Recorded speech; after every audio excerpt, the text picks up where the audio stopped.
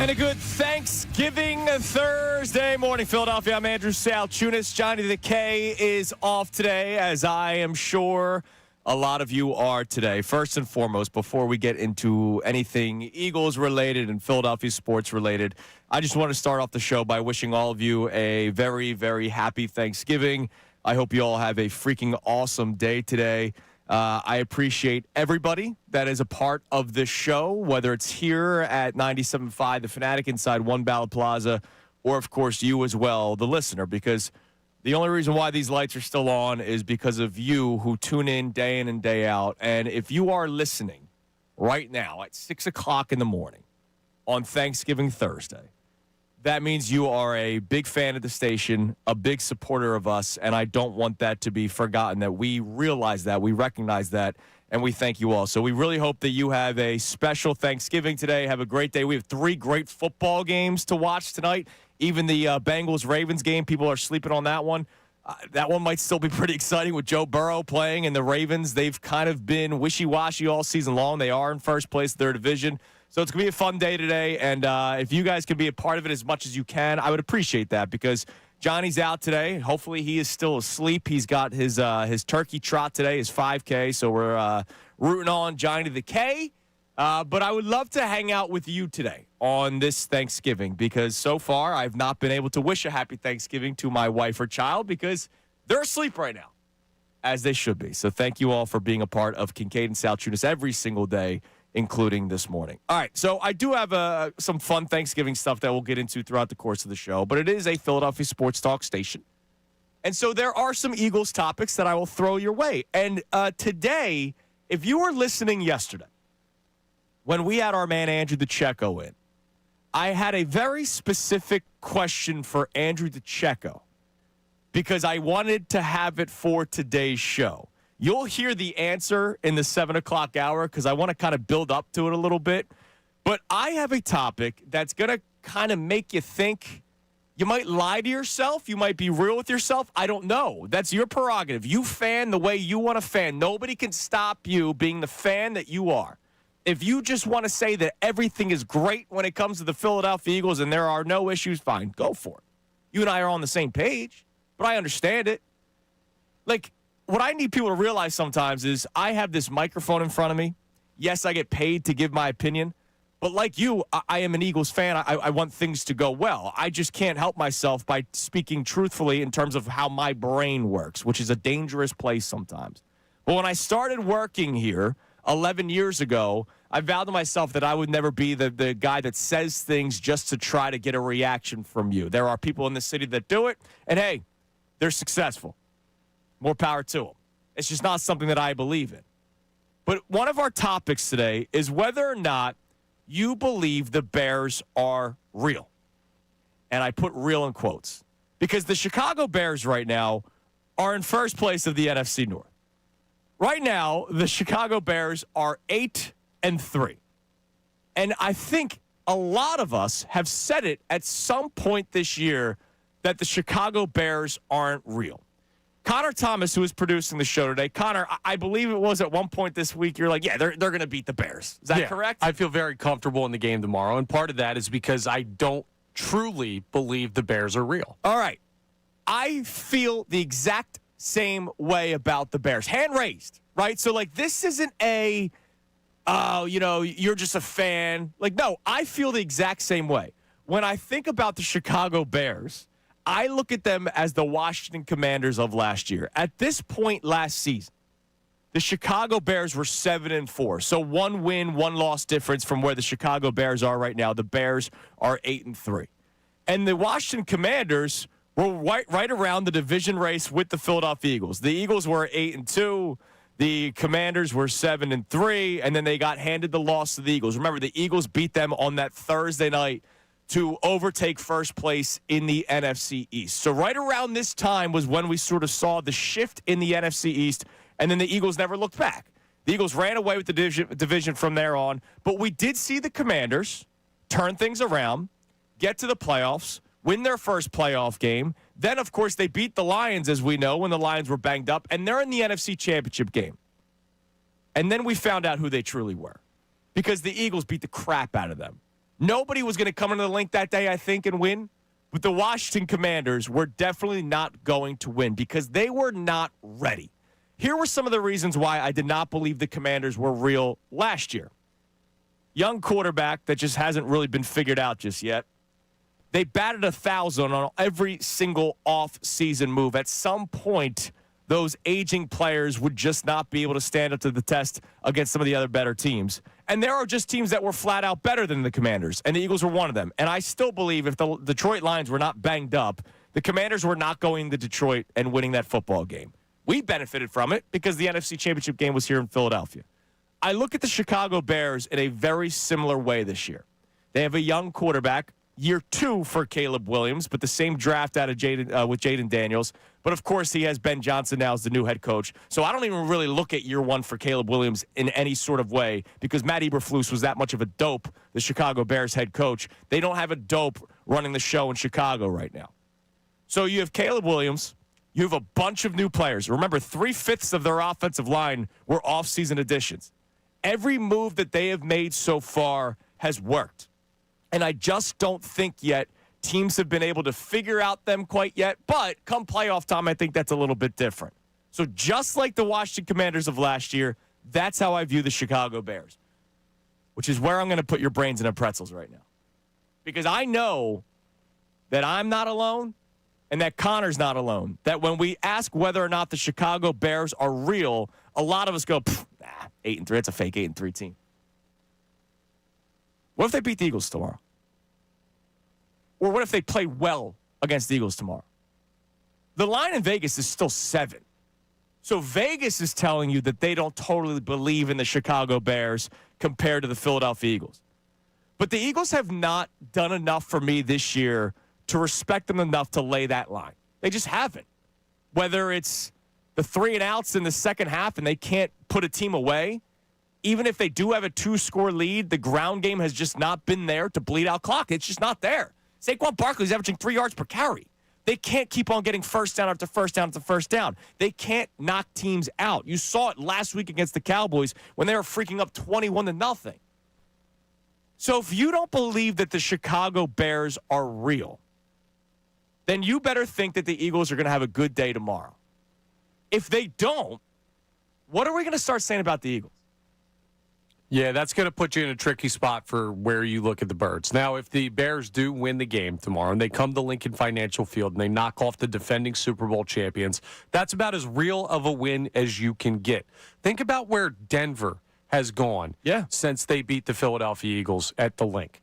Think about what the Giants had rolling when they took down this team. We'll see what the Cowboys do on Thanksgiving today, but beating a Super Bowl champion, a sitting Super Bowl champion, validates everything you want to believe about that team, and losing to a team like Chicago at home when you desperately need to right the ship tells you everything you need to know about the Eagles. And it's not even like win or loss, right? Like when the Eagles beat the Packers and when the Eagles beat the Lions, as ugly as those games were, you were going, all right, those were good wins for the Eagles. If I just told you they beat the Packers and Lions consecutive weeks in Lambeau and at home against the Lions at the Link when the Lions had all that stuff to say during the offseason that if they were healthy, they would have beaten the Eagles, all that kind of nonsense, right? You would say, wow, that's great. But then when I tell you how the game played out, you start questioning, all right, that's a little weird. If the Chicago Bears play the Eagles tough, I would imagine everybody's opinion about the Bears changes, but I think everybody's opinion about the Eagles changes too.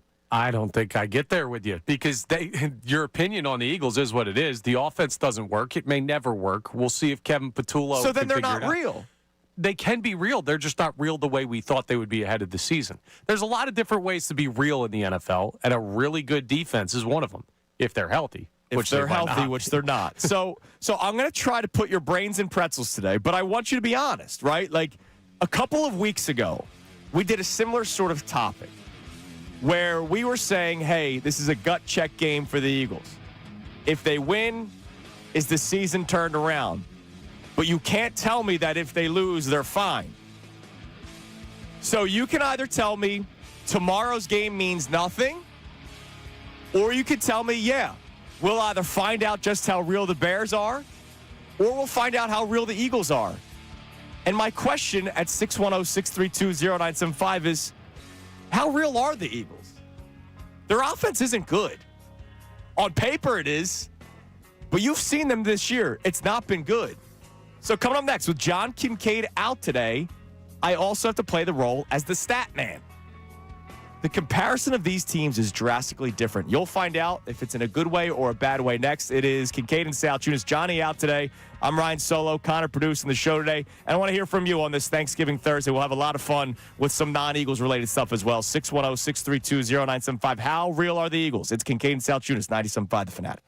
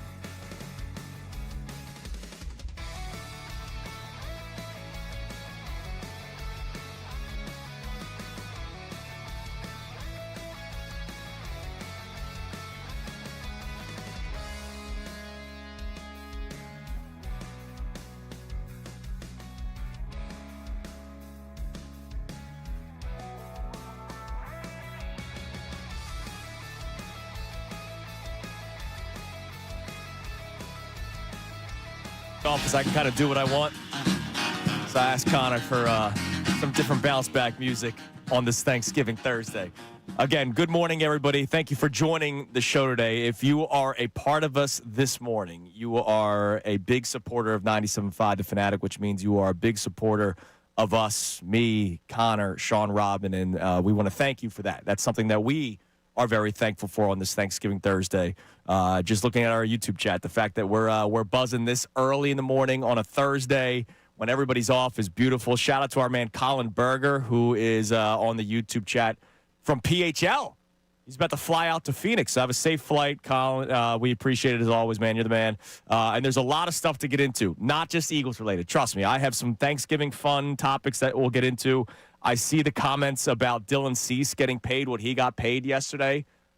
What the hell? Bye-bye, Ranger. What the hell? 7 years, $210 million for a guy that wasn't good last year. He was 8-12 with a 4.55 ERA. And he got 7 years for $210 million. That changes everything in Major League Baseball when it comes to the pitching. And to your point, bye-bye Ranger. And as I saw in the YouTube chat, what does Tariq Skubal get after this? Out of Detroit is what Tariq Skubal. He might get $1 billion. If Dylan Cease is getting 7 years, $210 million, Tariq Skubal might get $1 billion. It's unbelievable. All right, so as I mentioned, John Kincade out today. We hope he has a great Thanksgiving, and we hope that he has a great turkey trot today, the 5K. I know he's been prepping for it, so we're rooting for him. But I got to play the role of John Kincade today in terms of being the stat man, because you know that John Kincade is a man of stats. He's a man that does a lot of research when it comes. I'm more of an eye test guy. You're more of a vibesman, and John's a statsman. So, the three of us, it's actually a nice pairing. It does balance that we have vibes, eyes, and stats, right? So I just quickly Googled something this morning when I first got in. Eagles versus Bears comparison. Very simple. So this is a very simplistic sort of stat breakdown. I'm not deep in the weeds as John Kincade, but it's actually kind of crazy how drastically different these two teams are. And again, if you're just tuning in, our topic is how real the Philadelphia Eagles are. Because when we talk about the Chicago Bears, a lot of people, more often than not, say the Chicago Bears aren't real. I myself have compared them to the 2024 Washington Commanders. Yeah, they'll be in the playoffs, but I don't think that they are some real true threat. And it took a Detroit Lions team being banged up all across the line for the Commanders to go into Detroit to beat them. Scoring offense. The Bears are 8th in the NFL. The Eagles are 17th. Passing offense. The Bears are 12th in the NFL. The Eagles are 23rd. Rushing offense. The thing that we believe in most in this city. You know that the Eagles are 21st and the Bears are 2nd in rushing offense? Total offense. Bears 6th. Eagles 24th. If you like referees, have fun tomorrow. The Bears are 29th in penalty yards allowed per game. The Eagles are 27th. Be prepared for yellow laundry. It's 3 o'clock game. Tomorrow. We got nowhere to be, right? Sacks allowed. So allowed.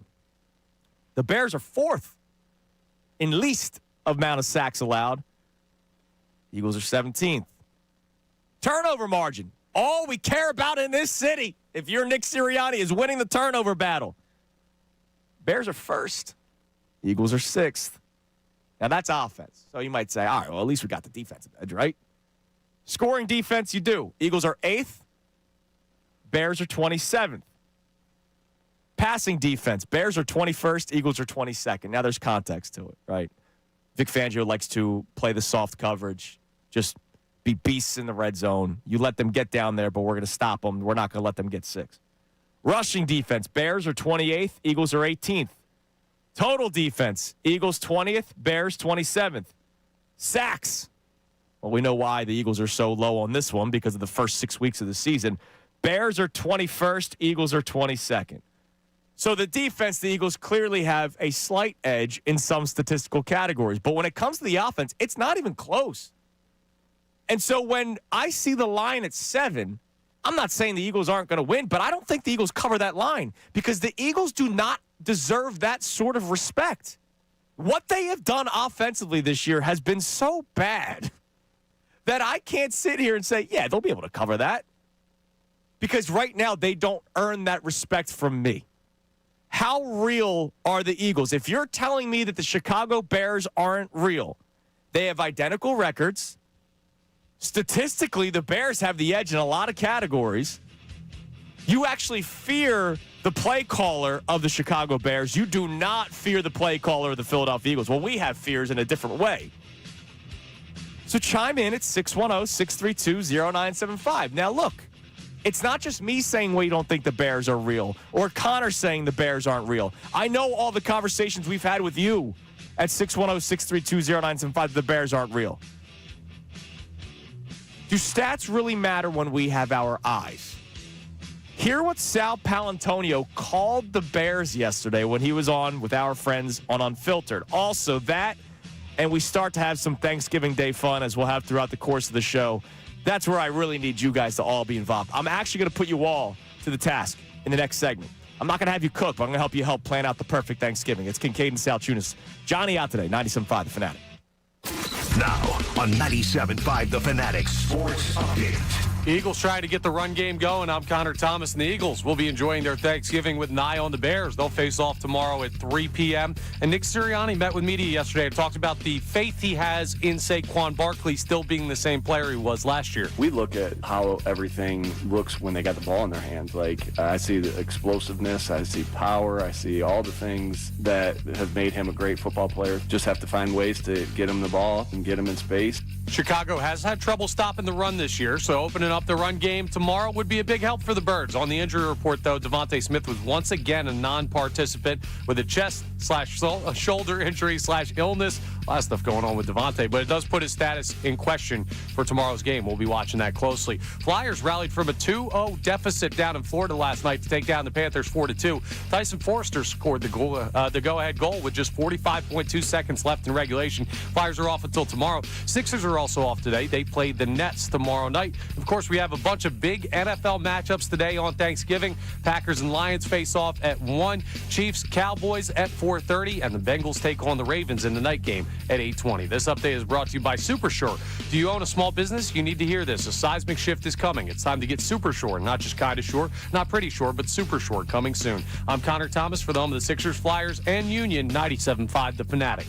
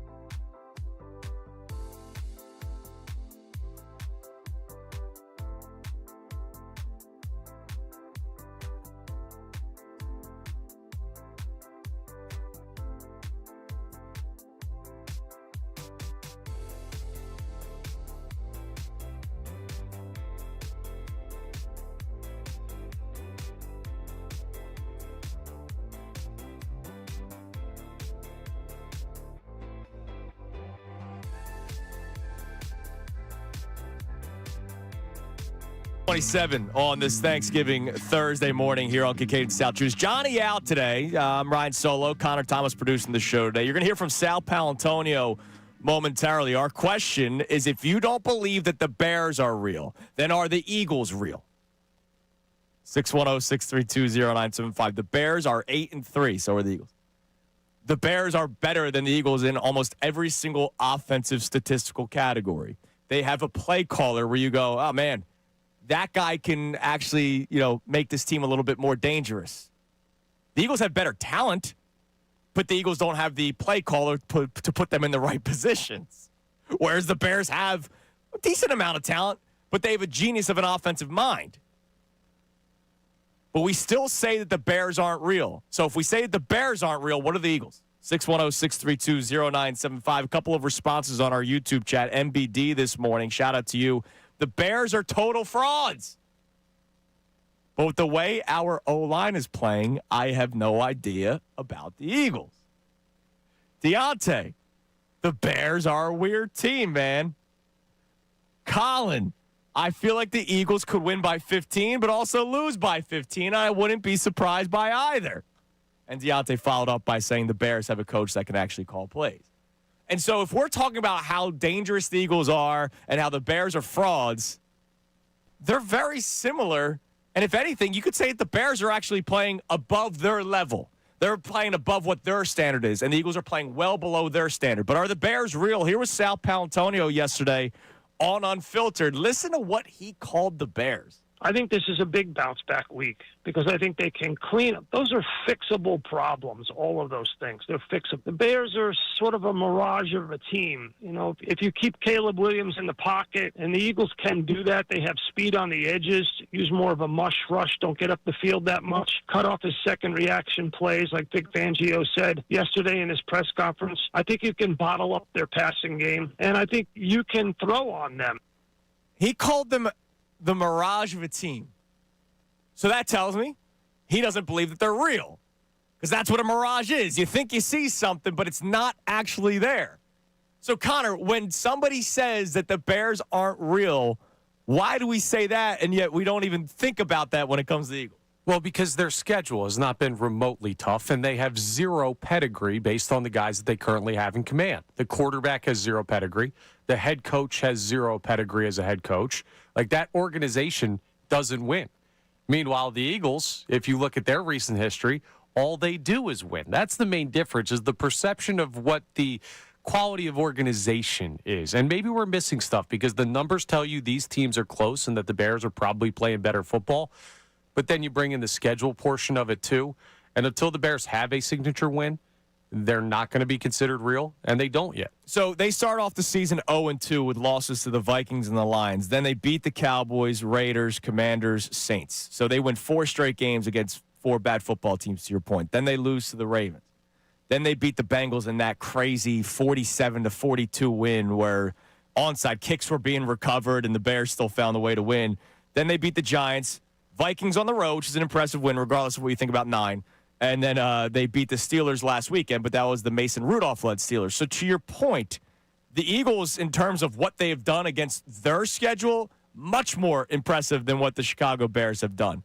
So with all that being said, the line being 7 kind of makes sense, but I just don't see an Eagles offense that can put away a football team right now. I have not seen it. We haven't seen it for weeks. They have had opportunity after opportunity to put away a football team. They could have put away the Cowboys. They didn't. They lost. They could have put away the Lions. They didn't. The Lions were, once again, if there wasn't that pass interference call, which I still question, it benefited the Eagles, but I question that pass interference call that was called on the Detroit Lions cornerback against A.J. Brown. And then also the Packers game. I mean, the offense can't put away teams. And if you can't put away a football team, I don't care what the team has done over the course of the season, who they've played over the course of the season. If you're not scoring more than 20 points, the opposing team will always be in the football game. Unless Vic Fangio comes up with another masterful plan, which, hey, he could do that against a young quarterback and against a young offensive mind in Ben Johnson. But when I watch what the Eagles have done on their own, how they shot themselves in the foot on their own, I don't see them as some real football team and the Bears as some fraudulent team. We'll find out a lot about who these two teams are tomorrow. If the Bears aren't real, then what are the Eagles? 610-632-0975. Now, I want to do something with everybody on our YouTube chat. If you text in, if you want to call in. Today's one of these days where, look, you want to talk about anything, I'm here. I obviously have an Eagles topic, but if you want to talk about anything, I'm here. So I want to do something. Connor, we always try to build same-game parlays, right?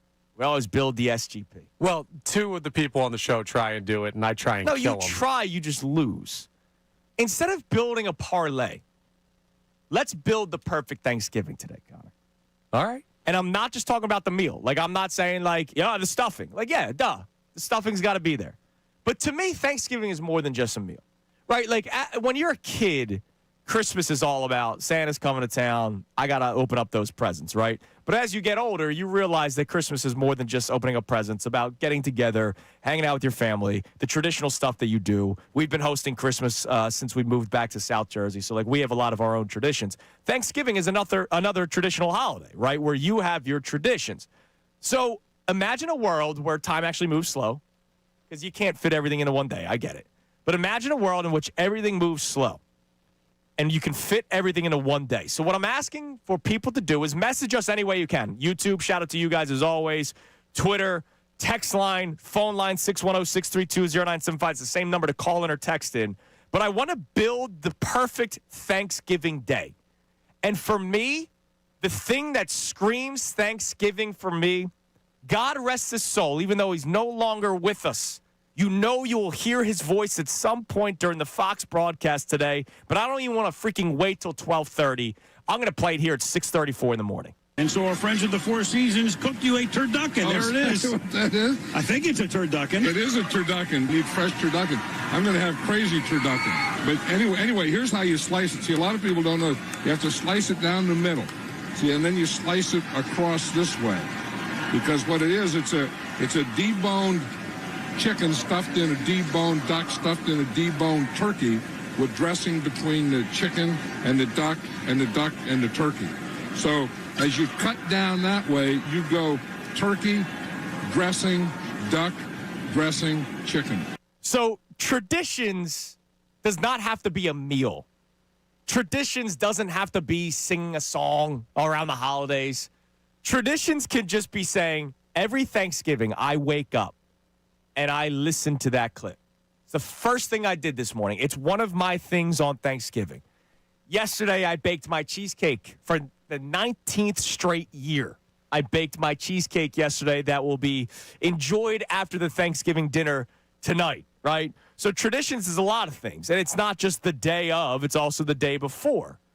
I did a traditional thing yesterday at the Reading Terminal Market, seeing an old friend, which was really nice. So what I want from you guys all, 610-632-0975, or on our YouTube chat, let's build together the perfect Thanksgiving. Instead of a parlay, the perfect Thanksgiving. So hearing John Madden talk about a turducken is something that I need to hear every Thanksgiving. Deontay right away on our YouTube chat, Turkey Bowl in the AM. Yes, the Turkey Bowl, which I don't have time for anymore. But again, what we're doing today is time stands still. Let's put together the best Thanksgiving possible. Hearing John Madden is my start. Turkey Bowl in the morning. That's a great one from Deontay. I want to hear Connor's coming up next. And also, getting back to the Eagles, I've been saying for a month now, with just an updated record each week, that they are one of the most confusing, successful teams that I can remember. I'm going to take my time to explain this next. It's Kincade and Salciunas. Johnny out today, 97.5 The Fanatic.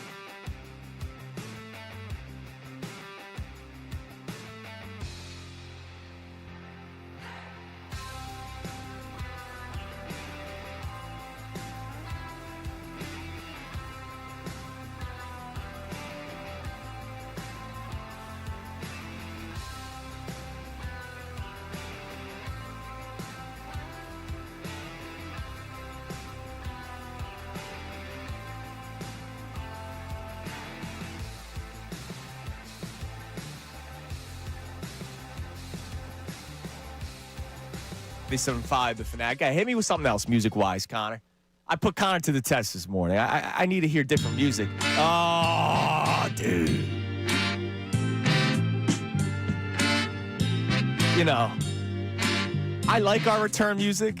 I like that somebody put effort to putting it together, but, you know, if I had my way, it would sound a little bit different at times. You know, I was texting Connor some songs. I made you listen to Midnight Train to Georgia last night. You did? Yeah, so people like, I always tell you guys that I'm a different cat. You guys know that. And we always make fun of me being like the 30-year-old senior citizen, right? My life changed. I was texting Connor last night. My life changed when I was in high school when it came to music. Like, I listened to the hip-hop of the 2008, 2009, 2010 era, right? I dabbled in country music a little bit because I had a girlfriend at the time that was big into country music. But my life changed when I was driving my truck that had a cassette player built in. It was a 2002 Toyota Tundra. It was my first car, right? And I found it like in one of my dad's drawers, a Temptations cassette. It's just the best of the Temptations. And I fired that bad boy up one day, and I was like, man, I love this. And it just changed the way I enjoyed music forever. And that's why when I worked with Ant for as long as I did, like we had, very similar enjoyment of music. And I learned more working with him. And it's like, man, this is my speed. You also know that I dabble in certain things at night. So it's like, it's very relaxing. So, hey, man. I'm schooling you a little bit. It's your thing. I got enough music I like. Yeah, but I know these songs. I told you last night. I don't. Yeah, you were trying to figure out what Motown specifically was, and it's a big umbrella. It's Detroit sound, like how we have Philly sound. Like it's. Yeah, I feel you. And to me, that's why whenever we talk about Jalen Hurts, and I always say, like, you guys might, what is this guy talking about? Like, no, I don't want to hang out with Jalen Hurts. He doesn't seem like a guy that I'd like to really like go golfing with. But I know music-wise, Jalen and I could just sit down and not talk for like 2 hours, and it would be perfect. Just sit back and listen to music. All right, so you'll hear Gladys later on today. All right. I have to explain myself because I've been saying this for a couple of weeks now. And I actually remember Johnny Marks starting to show one day, call me out for it. But I want to explain myself a little bit more. So the Philadelphia Eagles, since they were 6-2, I have called them the most confusing insert record here team. 6-2, 7-2, 8-2, and of course now 8-3 after the loss of the Dallas Cowboys. So our topic today is if the Bears aren't real, then what are the Eagles? Because the Bears are 8-3. Now, to your point, Connor, the reason why they are the most confusing 8-3 team to me is that their losses are to two teams that most likely will not make the playoffs. The Giants are already eliminated from playoff contention this early on. And the Dallas Cowboys, if they get handed a loss today, I think that pretty much ends it. I thought the Eagles could have ended their season this past Sunday, but they didn't. So of their three losses, two of them are to non-playoff teams, and the one to the Denver Broncos was a blown lead. You had a 2-score lead against an offense that doesn't put up points. Right? Like the Denver Broncos are much like the Eagles in the AFC. They're being led by their defense. They're careful with the football. They rely on their ground game. They're just having a little bit more success with it than the Eagles are this year. The biggest difference between the Broncos offense and the Eagles offense is the play caller. I don't have faith in Kevin Patullo. Sean Payton knows what he's doing. So the one loss that you could say, all right, that's to a good team. The Eagles had a 2-score lead over the Denver Broncos, and it was once again a second half where they were able to do nothing. They have an on-paper offense that should be one of the top 5 offenses in the NFL, and yet statistically, they're bottom 5 or bottom 10 in pretty much everything. I gave you the stat the other day from Sheil Kapadia where the Eagles ranked 25th in offensive efficiency. They are in the same category as the New York Jets. You never want to be compared to the New York Jets in pretty much anything. And the Eagles are offensively compared to the New York Jets. That's bad. And yet they're 8-3. We've had leaks, drama with the number one wide receiver and the quarterback, and yet they're 8-3. There's questions about whether or not Kevin Patullo will only be saved if they win a Super Bowl. His job will only be saved if they win a Super Bowl. And yet they're 8-3. And if you look at the path ahead, because of the opponents that the Eagles are going to play, there is still a chance that they could jump back over the Los Angeles Rams and be the number 1 seed in the NFC and have home field advantage throughout the playoffs. They're defending Super Bowl champions. They have not looked anything remotely close to that team except for the defense against the Packers and the Lions and in the first half against the Dallas Cowboys. And yet they're 8-3. So when I look at this team and we complain so much about them, I mentioned the 3 losses, 2 of them being the non-playoff teams. You look at what the Eagles have been able to do in their wins. They have beaten the Kansas City Chiefs in Arrowhead. They beat that Rams team. They went to Tampa and beat the Buccaneers. They beat the Packers on the road and the Lions the following week. They have very impressive wins, and yet we've complained about every single win, and for good reason. The Rams, it was a miracle comeback and the blocked kicks. The Bucs, if Baker Mayfield doesn't have the errant throw to Jahad Campbell in the end zone to the wrong player in the wrong jersey, the Eagles lose that football game.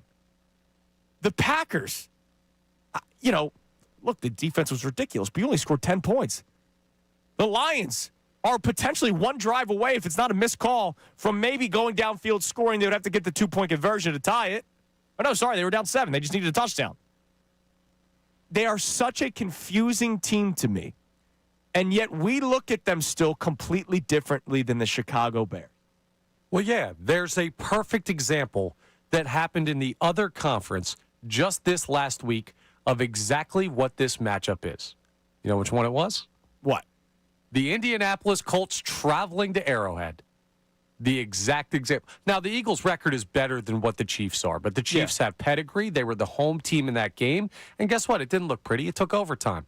But at the end of the day, Patrick Mahomes won the football game. Andy Reid won the football game. Like, the Colts, everyone's trying to figure out who they are in the AFC. There are questions, but the record looks good. The Bears, record looks good, but there are questions. The Eagles, those perennial winners. It might not look pretty, but at the end of the day, the Eagles win these games. But isn't it amazing how people talk about the Colts? Like, they're like, oh, no, that's a real 8-3 team. You know why? And you know how I've pointed out all season long, look at who they've beaten. Which is the exact same thing you could say about the Chicago Bears, but the people talk about the Colts like they're real. It's a little different, well, because they have 2 top 10 MVP candidates on that team. Sure. And the Bears are led by Caleb Williams. There's context to everything, but this is the time of the season where you start to see teams who haven't run into somebody run into somebody. And I think we find out that maybe not that the Eagles are real, but that the Bears aren't this week. Okay, we find that out tomorrow. Tomorrow is going to tell us who the Philadelphia Eagles actually are. Because for all of us, hand raise, me, myself, and I, saying that the Chicago Bears aren't a real football team. If they're not real, then what are the Eagles? I want to hear from you when it comes to the Eagles at 610-632-0975. But we're also having some Thanksgiving Day fun. We appreciate everybody that's a part of the show this morning. What is your addition to the perfect Thanksgiving? So far, we have John Madden just talking about a turducken and the Turkey Bowl game in the morning. Deontay chimed in on that one on the YouTube chat. What about you, Connor? I want your answer on this coming up next. Also, Connor, I don't think you know how mentally and emotionally painful Friday's game will be for me. Why is that? A player I love versus a player I really dislike. Oh, I know where you're going. I'll explain more of this next. It's Kincade Salciunas, 97.5 The Fanatic. Now on 97.5 The Fanatic Sports Update. Sirianni speaks on the run game. I'm Connor Thomas, and the Eagles will be enjoying their Thanksgiving today with an eye on the Birds tomorrow. They'll face the Bears tomorrow. They'll face off at 3 p.m. in the Black Friday NFL game. Nick Sirianni met with media yesterday, and he talked about the importance of getting the run game going, something we've heard a lot about this week. It's never just one thing, so you're trying to zero in on why that's happening. And so we have different philosophies and ideas of what to do to help with that, and we know this. We have to get our run game going because we know we want to be a balanced attack. Now, maybe this is the week for it. Chicago has had trouble against the run this year, so opening up the run game would be a big help for the Birds tomorrow. On the injury report, Devontae Smith was once again a non-participant, putting his status for tomorrow's game in question. Flyers had a nice win last night, rallying from a 2-0 deficit down in Florida. They took down the Panthers 4-2. Tyson Forrester scored the go-ahead goal with just 45.2 seconds left in regulation. Flyers are off until tomorrow. Sixers are also off today. They play the Nets tomorrow night, so it's an off day in Philly sports. But, of course, we have a bunch of big NFL matchups today on Thanksgiving. Packers, Lions at 1, Chiefs, Cowboys 4:30, Bengals, Ravens at 8:20. This is a big day for the NFL, of course. This update is brought to you by Gary Barbera. Once again, Gary Barbera is on the Boulevard, is proud to support ToysForTots.org. Every vehicle on Barbera's lot helps Toys for Tots. Is Barbera the best? Boy, I guess. Go Birds. I'm Connor Thomas for the home of the Sixers, Flyers, and Union. 97.5 The Fanatic.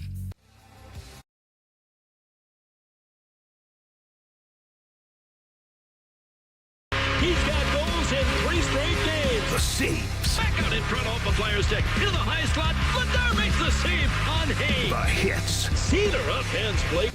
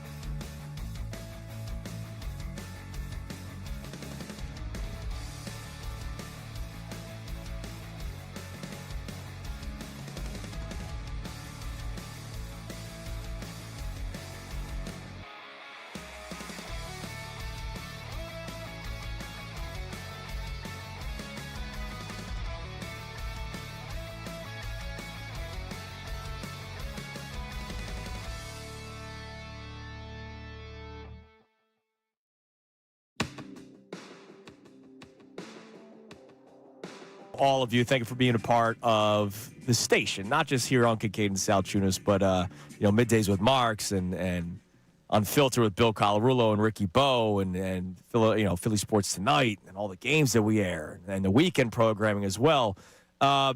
It's Thanksgiving, so there's a lot of food content that is being posted on social media and publications. The thing I just read about the Phillies is ridiculous. As we know, Bryce Harper, Mr. Raw Milk, is a part of the team. I read all about this yesterday. It's a wild story. I'm just going to read the first two paragraphs for you. This is from Stephanie Epstein of SportsIllustrated.com.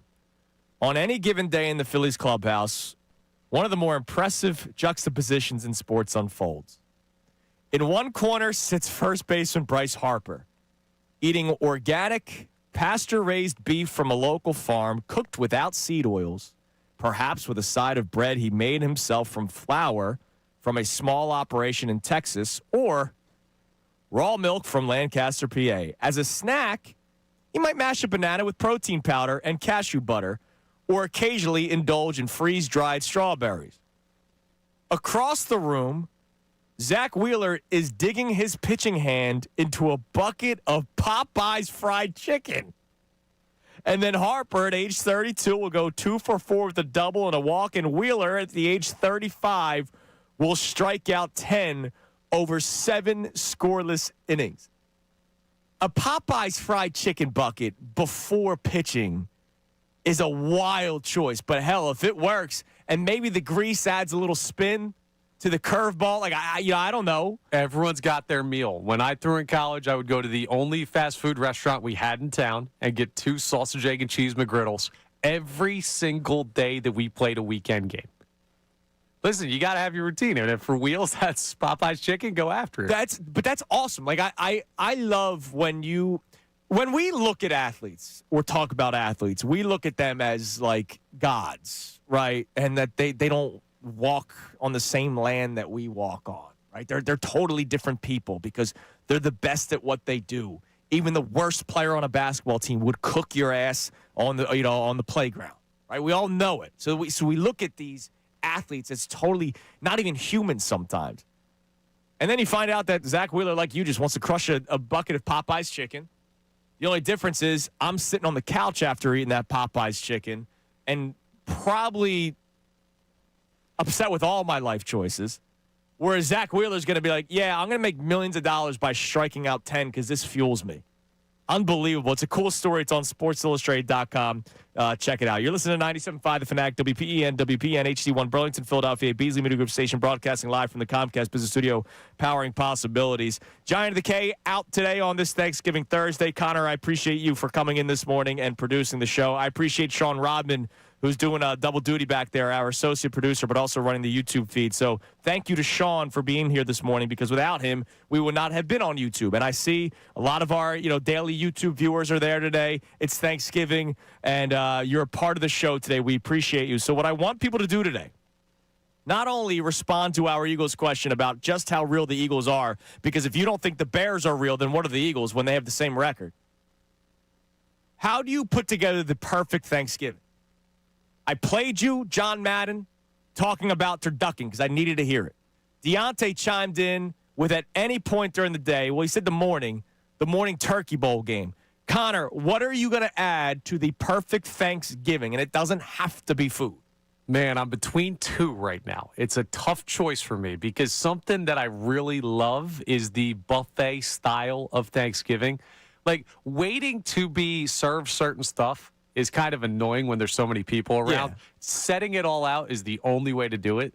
But I feel like someone else might take that. So I'm going to go the nice old-fashioned right about 30 minutes before dinner's being served when you're sitting down watching one of the games. Okay. So now you did just take an answer, though, by saying it. So you can give 2. Okay. That's fine. Well, I just listed it for someone to pick easily. I'm pro buffet-style dinner. If I'm going to a house and there is a buffet-style setup, I'm thrilled. And I know that I'm getting that tonight at my sister-in-law's house. Like I love that. Like that's a beautiful thing. And it's a little less pressure.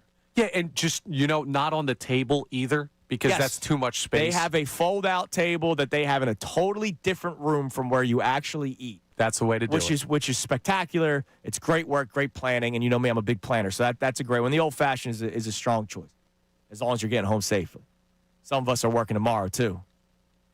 I thanked you for coming in today. I'm working tomorrow, too. When? I'm doing pregame, Oh, brother. yeah. I don't know if you listen to that But you don't little want to thing. do mornings. I see how it is. That's a scheduling decision above my head. So chime in how you would add to the perfect Thanksgiving. The old-fashioned right before dinner time strong, because you don't want to have too much beer, because then you're filling up, and that takes away from the enjoyment of the food. 610-632-0975. YouTube, I want you guys a part of this as well. I'm going to have an emotional day tomorrow. I'm not going to lie to you guys. Tomorrow is going to be an emotional day for me when I watch the Philadelphia Eagles play the Chicago Bears. It's like the ex-girlfriend that you didn't really want to part ways with, but you just had to, right? Maybe you guys were going 2 different colleges very far apart, right? And you're like, we can't keep this up, right? Or maybe just you guys are in a wrong place, wrong time. I was speaking to a buddy of mine the other day. Went on a couple of dates. Really, really liked the girl, but they were just in 2 different parts of their life right now that it just wasn't going to work. And I feel bad because, like, he really liked her, but he was the one that broke it off. And that makes me sad. I'm very proud of him because he didn't want to, drag her through the mud. So I appreciate that. Relationships are tough. Here's the difference. Yes. This ex of yours might be hot, but she also tried to run you over with her car. I have to watch Sidney Brown play safety for the Eagles tomorrow because of the unfortunate injury to Drew Makuba.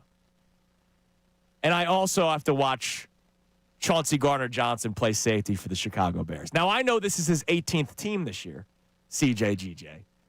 But since getting to Chicago, he has been spectacular for the Bears. If you have not been paying close attention, he's been playing a really good brand of football for the Bears. So it's going to be a tough day for me on Friday because the player that I covet, the player that I never wanted to part ways with, the ex that you never really wanted to break up with, will be with the new man or new girl, depending on your situation. Chauncey Gardner-Johnson is going to be with the Chicago Bears, and I'm going to be watching the girlfriend that I don't really like, but I'm kind of, it's a companion. I don't like Sidney Brown. All right, I'm proud of a lot of people finally getting there. If you've noticed, social media has turned on Sidney Brown, much like Paul Reed a couple years ago. Sometimes the random athlete I have a feel for, right? Star players I miss all the time. But in the years that you've worked with me, I have random feels with players like Brandon Marsh that I'm just like, yeah, I don't see what you guys see. I don't see what people see in Paul Reed. He's not here anymore. I did not see what a lot of people saw in Sidney Brown. Sidney Brown is a guy that I don't think can actually tackle. I think he's reckless in a way where it hurts the Eagles. We've seen personal fouls, 15 yards, and literally hurt players because he actually was the guy that injured Drew Makuba. If you guys haven't seen that video yet with his reckless play. I dislike Sidney Brown, and he's a member, not as a person. I don't know him as a person, but as a Philadelphia Eagle, I don't like him on the field. And I was very happy when Drew Makuba beat him out for the starting job, but unfortunately Drew Makuba's out, so I need to see Sidney Brown play. I hope I'm proven wrong. I hope he puts a middle finger up, finds me in the stands somewhere because I'll be at the game tomorrow, and flips me off after making a big play.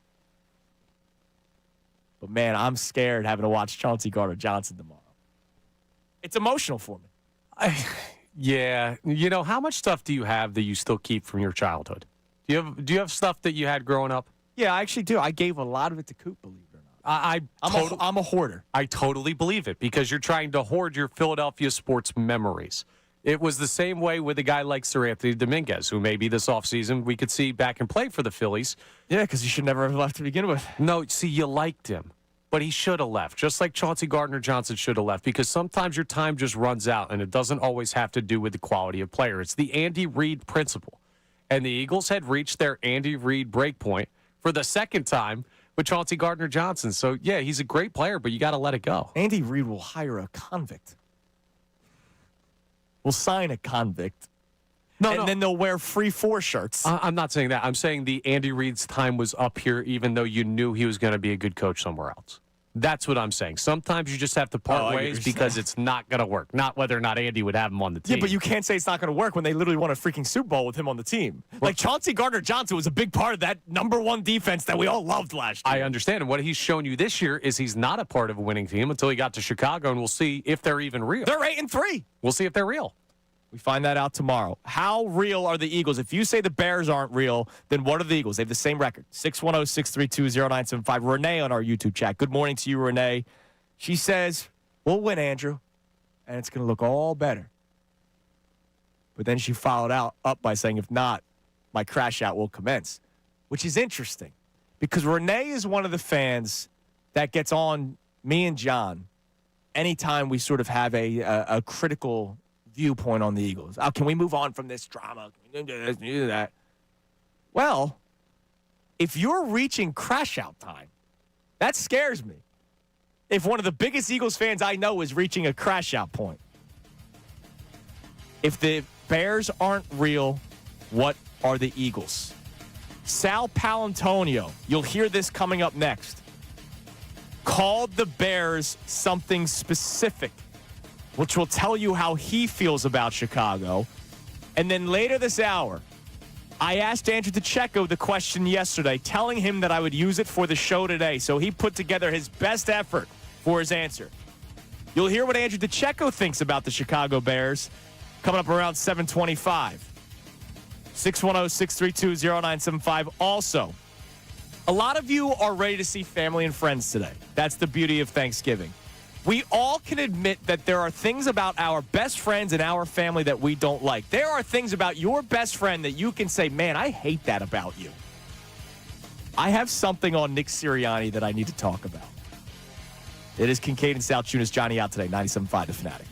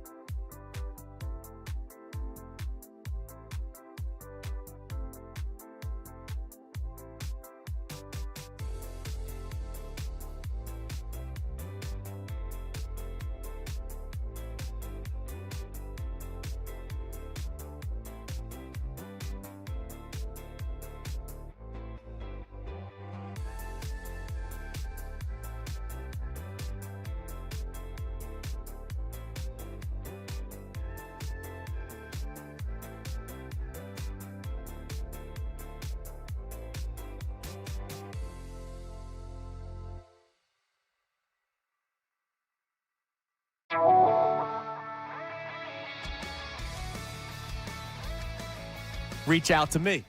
610-632-0975. See what I did there? What's that, the name of the song? Well, he says it in this. It's all right. Well, it's the instrumental. I know, but it's okay. I was just asking if it was. Reach out to me. It's all right. If the Eagles are real and the Bears aren't real, why are the Bears also 8-3? First place of their division. And when you look at every offensive statistical category, the Bears are top 10 in a lot. The Eagles are bottom 10 in a lot. So my question is, if you think the Bears aren't real, which I don't, hand raised, I think they're last year's Commanders, which, of course, yeah, they got to an NFC Championship game, but remember, the Lions were Connor was about to line up for them last year. If you don't think the Bears are real, then what are the Eagles? 610-632-0975. I know we have texts on the text line. We have our YouTube chat going as well. What do we have on the text line? And then I want to play Sal Pal and his thoughts on the Bears. And then something from Nick Sirianni that every family member you have, every friend that you have, you can say, I love you, but I hate this about you. And there's something about Sirianni that I can't stand sometimes. What do we got on the text line? Dave from Maryland checks in and says, I have a couple of issues with Jalen Hurts. I feel he's indecisive and that throws his mechanics off. His best year throwing was when he worked with Tom House in the offseason. All right, so he's not really believing in Hurts all that much. So you got a quarterback tomorrow that we're going to see for the first time. A lot of people might see for the first time ever because I don't know how many people are like diving into the Chicago Bears games. Caleb Williams, number 1 overall pick.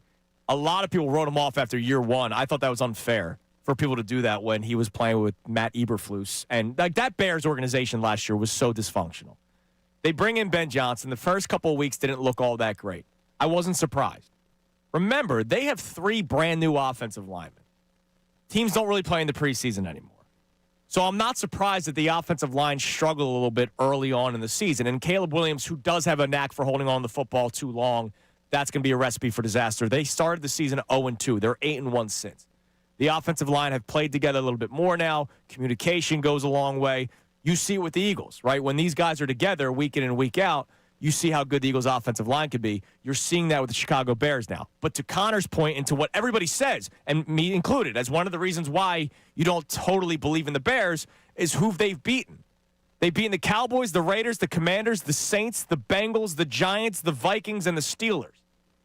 It's not like they've beaten Murderers Row like the Eagles have this year, beating the Chiefs, the Rams, the Bucks, the Packers, the Lions. It's much different. I just gave you 5 wins for the Eagles. All 5 of those wins are better than anything the Chicago Bears have done. By the way, if I'm not mistaken, Ravens without Lamar. I can guarantee it was Bengals that was without the Tyler Burrow. Huntley. And you got the Steelers without Rodgers. They're not only playing bad teams, they're playing bad teams with backup quarterbacks. Yeah, and they're winning games. They are. And good for them. Like you got to win those games if you're playing backup quarterbacks, but we'll find out tomorrow. And so the line being 7 tells you what Vegas thinks about the Chicago Bears. But if you don't think the Bears are real, then what are the Eagles? 610-632-0975. Here was Sal Paolantonio yesterday on Unfiltered talking about Chicago. I think this is a big bounce back week because I think they can clean up. Those are fixable problems, all of those things. They're fixable. The Bears are sort of a mirage of a team. You know, if you keep Caleb Williams in the pocket, and the Eagles can do that, they have speed on the edges, use more of a mush rush, don't get up the field that much, cut off his second reaction plays like Vic Fangio said yesterday in his press conference. I think you can bottle up their passing game, and I think you can throw on them. He calls the Bears a mirage of a team. And he spoke very highly of the Eagles. In the interview yesterday, go back and listen to it on 97.5thefanatic.com, after the show's over. It was great. Sal Pal was very high on the Eagles, talked about how a lot of the mistakes they can fix, like the penalties, the 14 penalties. Offensive line, we'll see if that can get fixed because of health. But he believes a lot of the issues that the Eagles have had this year can be fixed. And he calls the Chicago Bears a mirage. We'll find out what's real and what's not tomorrow. All right, Nick Sirianni. Connor, we all have like that friend that you love, but like there's things about them you don't like. Yeah, absolutely. Right? Like that's no human is perfect. All right, except me. Nick Sirianni yesterday was asked about Hard Knocks because Hard Knocks debuts next week, right? December 2nd is the first day. I think so. I think December 2nd is the first. I know it's soon. First day that it starts airing, and it will air throughout the rest of the season, through the playoffs, and obviously postseason as well. Here was Nick Sirianni when being asked about the Hard Knocks cameras. Yeah, we obviously talk about everything. I won't get into all that, what the message is for that particular thing. But our attention has to be on what we need to do, period. And our focus, that doesn't, whether Hard Knocks is here, whether it's Thanksgiving week, whether it's a short week, right, all those different things, whether they're after a win, after a loss, right, our attention and our focus has to be on our process, and that's pretty much what we always talk about. It's not like the 75% of the end clip that I have a problem with. Like, our focus is on the game. It's the beginning. Play the first 5 seconds again when asked about the Hard Knocks cameras. Yeah, we obviously talk about everything. I won't get into all that. What do you mean you won't get into it? And I'm not going to tell you what we do. Like, this guy, I get it. Competitive advantage. Like, that's one of his two go-to terms, two go-to words in press conferences. You ask about an injury. You ask about a guy who has a runny nose. It doesn't matter. I'm not going to get into that. Competitive advantage. What are you going to do differently for HBO Hard Knocks that you can't talk about? It's not about competitive advantage. It's that his team is either in the middle or on the verge of a bleep storm pretty much for the past month and a half. And the last thing he wants to do is say, I told him not to say this, or I was worried about Hard Knocks. It's better for Sirianni in that moment to give the media nothing than to potentially say something that gets him in trouble. All you got to say is we act like they're not even here. It's easy for us. Let me ask you, what do you do for a living? Do you talk into a microphone? Yes, I do. What do I do? You talk into a microphone. What does John do when he's here? Talks into a microphone. Nick Sirianni coaches football. Talking into a microphone is an ancillary part of his job. Yeah, but we're not going to get into that. What do you mean you're not going to get into it? He's trying to save his own ass. It is stupid. What are you saving? He's protecting himself. By the way, all the stuff's already been recorded. I know. All the stuff's already been recorded. But they have the right to refuse some stuff, and maybe he doesn't want to bring up something that could be construed as, hey, I said don't talk about the AJ situation. Like, if he gives us nothing, we have nothing. All right, one of the other things that bothers me about Nick Sirianni is I don't think he really knows offense.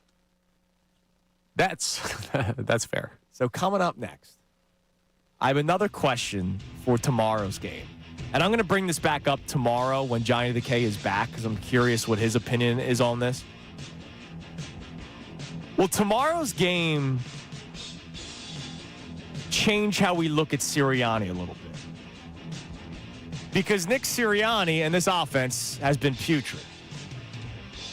They're welcoming in one of the available coaches that got hired by the Bears and an offensive guru. Another coach, another head coach that also runs the show when it comes to the offense. Will Friday's game be maybe a change in how we look at Sirianni a little bit? We'll discuss that next. Also, Sal Powell called the Bears a mirage. Yesterday, I asked Andrew DeCecco how real he thinks Chicago is. Hear his thoughts. And then we're going to have some fun with two Fanatic Thanksgiving questions. It's Kincade Salciunas. Johnny out today, 97.5 The Fanatic.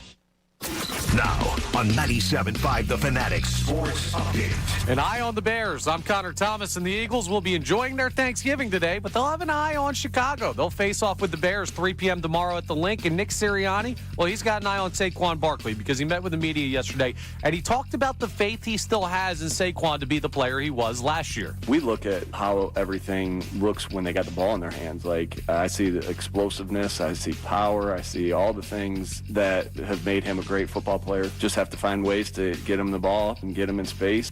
Well, the Bears might be exactly what Saquon needs to really get going. Chicago has had trouble against the run this year, so opening up that part of the offense would be a big help for them tomorrow. On the injury report, Devontae Smith was once again a non-participant, putting his status for tomorrow's game in question. Flyers, nice win last night down in Florida. They rallied from down 2-0 to win 4-2. Tyson Forrester scored the go-ahead goal with just 45.2 seconds left in regulation to knock off the Panthers. Flyers are off until tomorrow. Sixers are also off today. They play the Nets tomorrow night. And we've got some big Thanksgiving Day matchups in the NFL. Packers Lions at 1, Chiefs Cowboys at 4:30, Bengals Ravens, the night game at 8:20. This update's brought to you by Mattress Firm. Score huge deals and better sleep at Mattress Firm's Black Friday sale. Their sleep experts will find the perfect bed for your unique needs. Mattress Firm, they make sleep easy. I'm Connor Thomas for the home of the Sixers, Flyers, and Union, 97.5 The Fanatic and 97.5thefanatic.com. Now's the time to get the gear to rep your favorite station. The Fanatic Pro Shop has a flash sale that's just in time for Cyber Monday. Get the Fanatic Sixers black jersey t-shirt or get your very own Make the Switch shirt to show Ricky Bo and Bill Colarulo your love for Unfiltered. Plus Fanatic hats, mugs, and much more.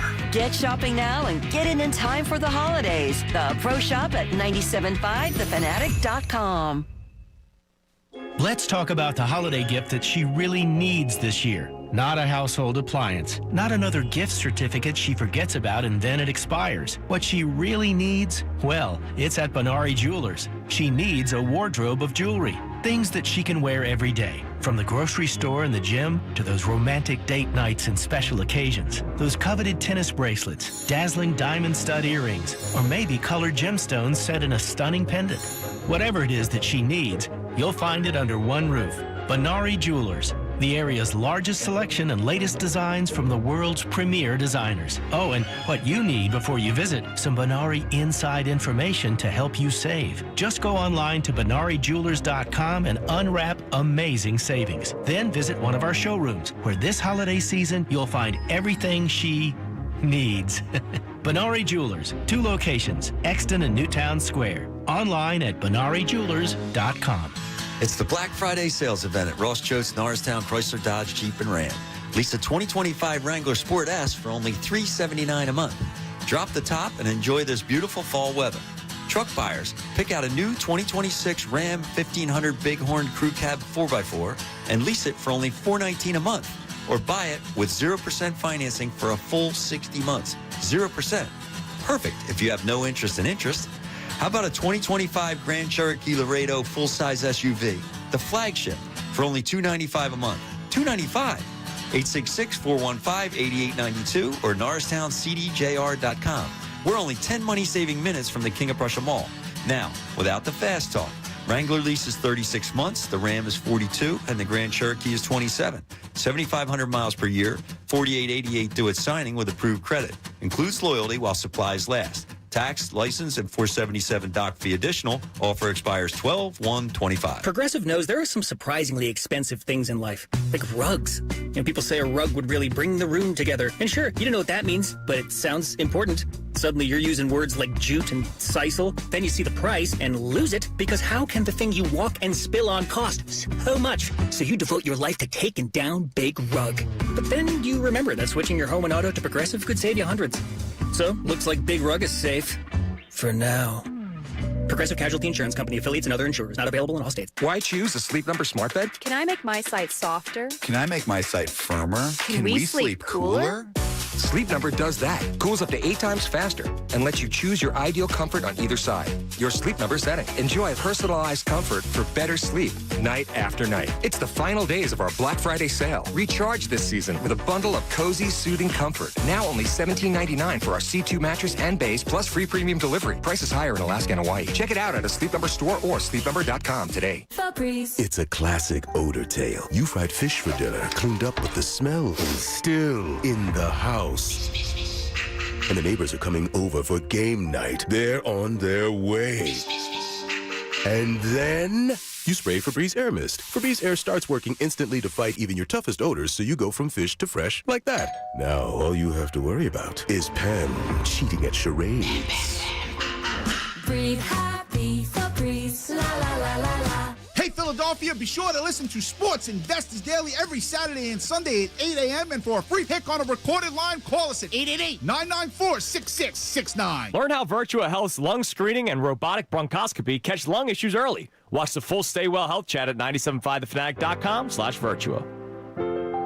Each year, too many lives are lost in alcohol or drug-related crashes. These preventable tragedies begin with you. Make the right choice. Don't drive impaired. From the New Jersey Division of Highway Traffic Safety. The real and inside story on Philly sports is here. And it's powered by Lundy Law, your injury lawyers. Visit LundyLaw.com. That's LundyLaw.com. 97.5 The Fanatic and 97.5thefanatic.com.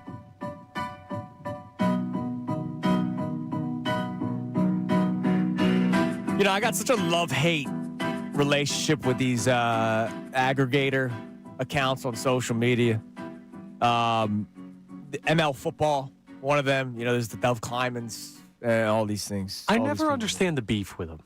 Well, for people that actually do the work and they just steal their content and don't credit them, that's beef number one.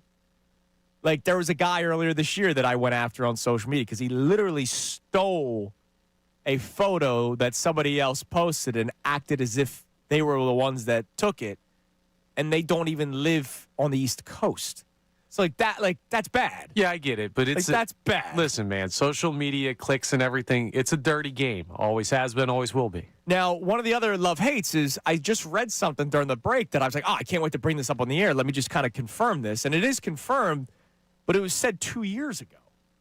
Like, so why are you posting it now? Because they're getting engagement from it, man. And they're going to get me to talk about it. Richard Sherman, of course, a tremendous cornerback in the NFL. Do you know the player that forced him into retirement?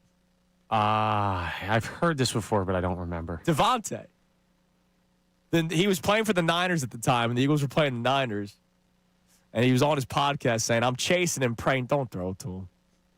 Coach asking me if I want out. I'm like, yeah, this is my last year. I don't got it for these young dudes anymore. So Devontae Smith forced Richard Sherman into retirement. That's our potential WR1. Because, you know, the way things are trending here. Right now, I'd just like him to be healthy enough to be WR2 tomorrow. Yeah, that'd be nice. That'd be nice. Eagles are banged up going into tomorrow's game. All right, you heard Sal Pal. In the last segment, we just played it for you. Sal Paolantonio called the Chicago Bears a mirage.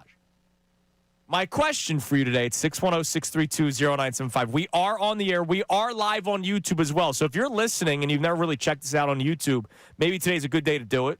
If you're prepping for the Thanksgiving cookout today. So you can chime in on our YouTube feed or on our text line. Sal Pal calls the Bears a mirage. If they're not real, then what are the Eagles? I asked Andrew DeCecco yesterday if he believed the Chicago Bears were real. This was his answer.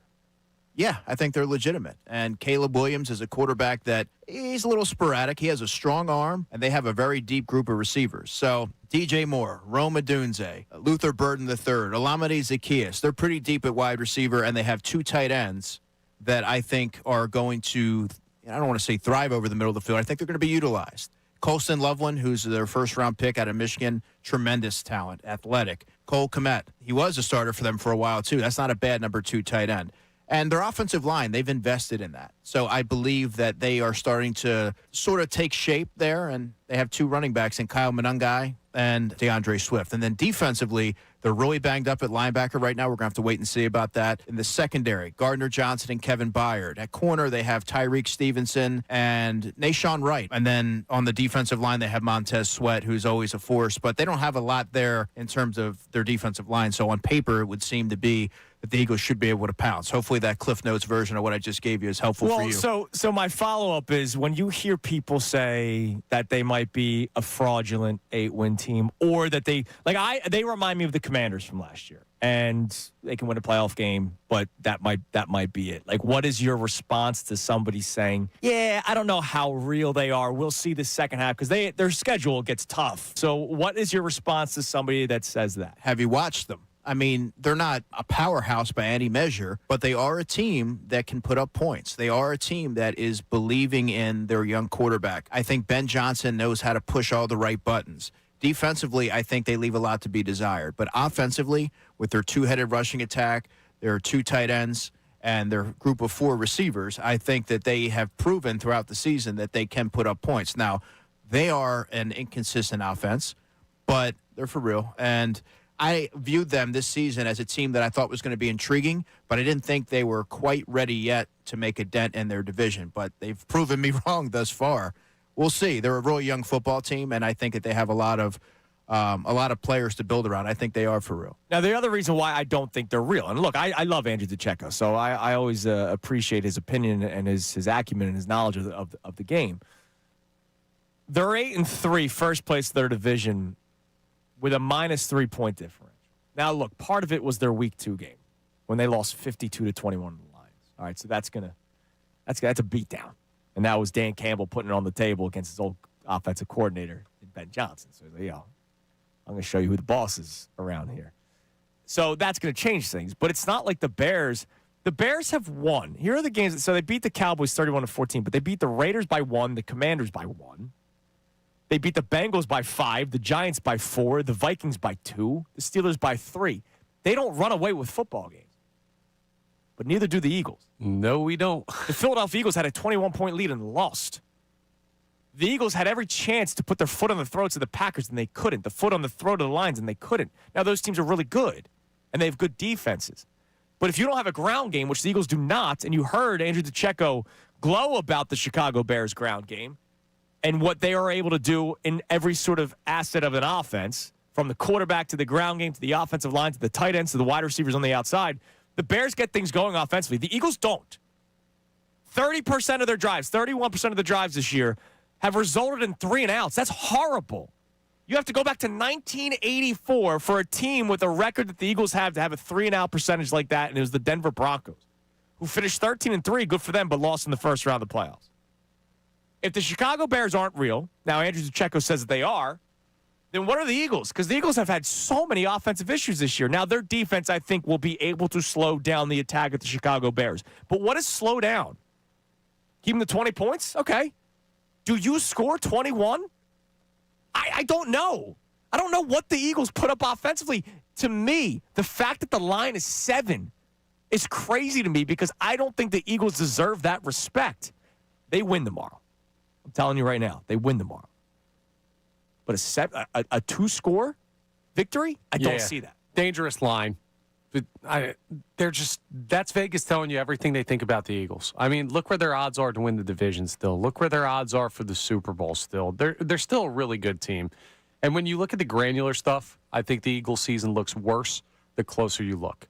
But the further away you get the view, I think the more understandable what's happening. Well, and what's amazing is I'm going to be doing 2 ESPN shifts. I'm filling in for Clinton Yates, 10 to noon on the network. So right when this show ends, I'm going into our production studio, bang, doing the show. Every time I do a show on the network, what are you guys complaining about? Because they see the outside. Adam Schefter, when he comes on with us every single Wednesday, what are you guys complaining about? They win football games. But because we're so close to it, we see a lot of the flaws. And one of the flaws, is what this offense has not been able to do. And so another thing I'm curious, 610-632-0975. You can text it. You can call in YouTube. I would love you guys to be participating in this as well. Do we look at Nick Sirianni a little bit differently tomorrow?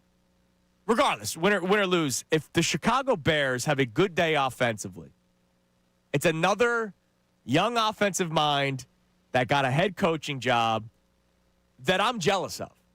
Straight up. I'm jealous of the Rams. I'm jealous of the 49ers. I'm jealous of the Kansas City Chiefs.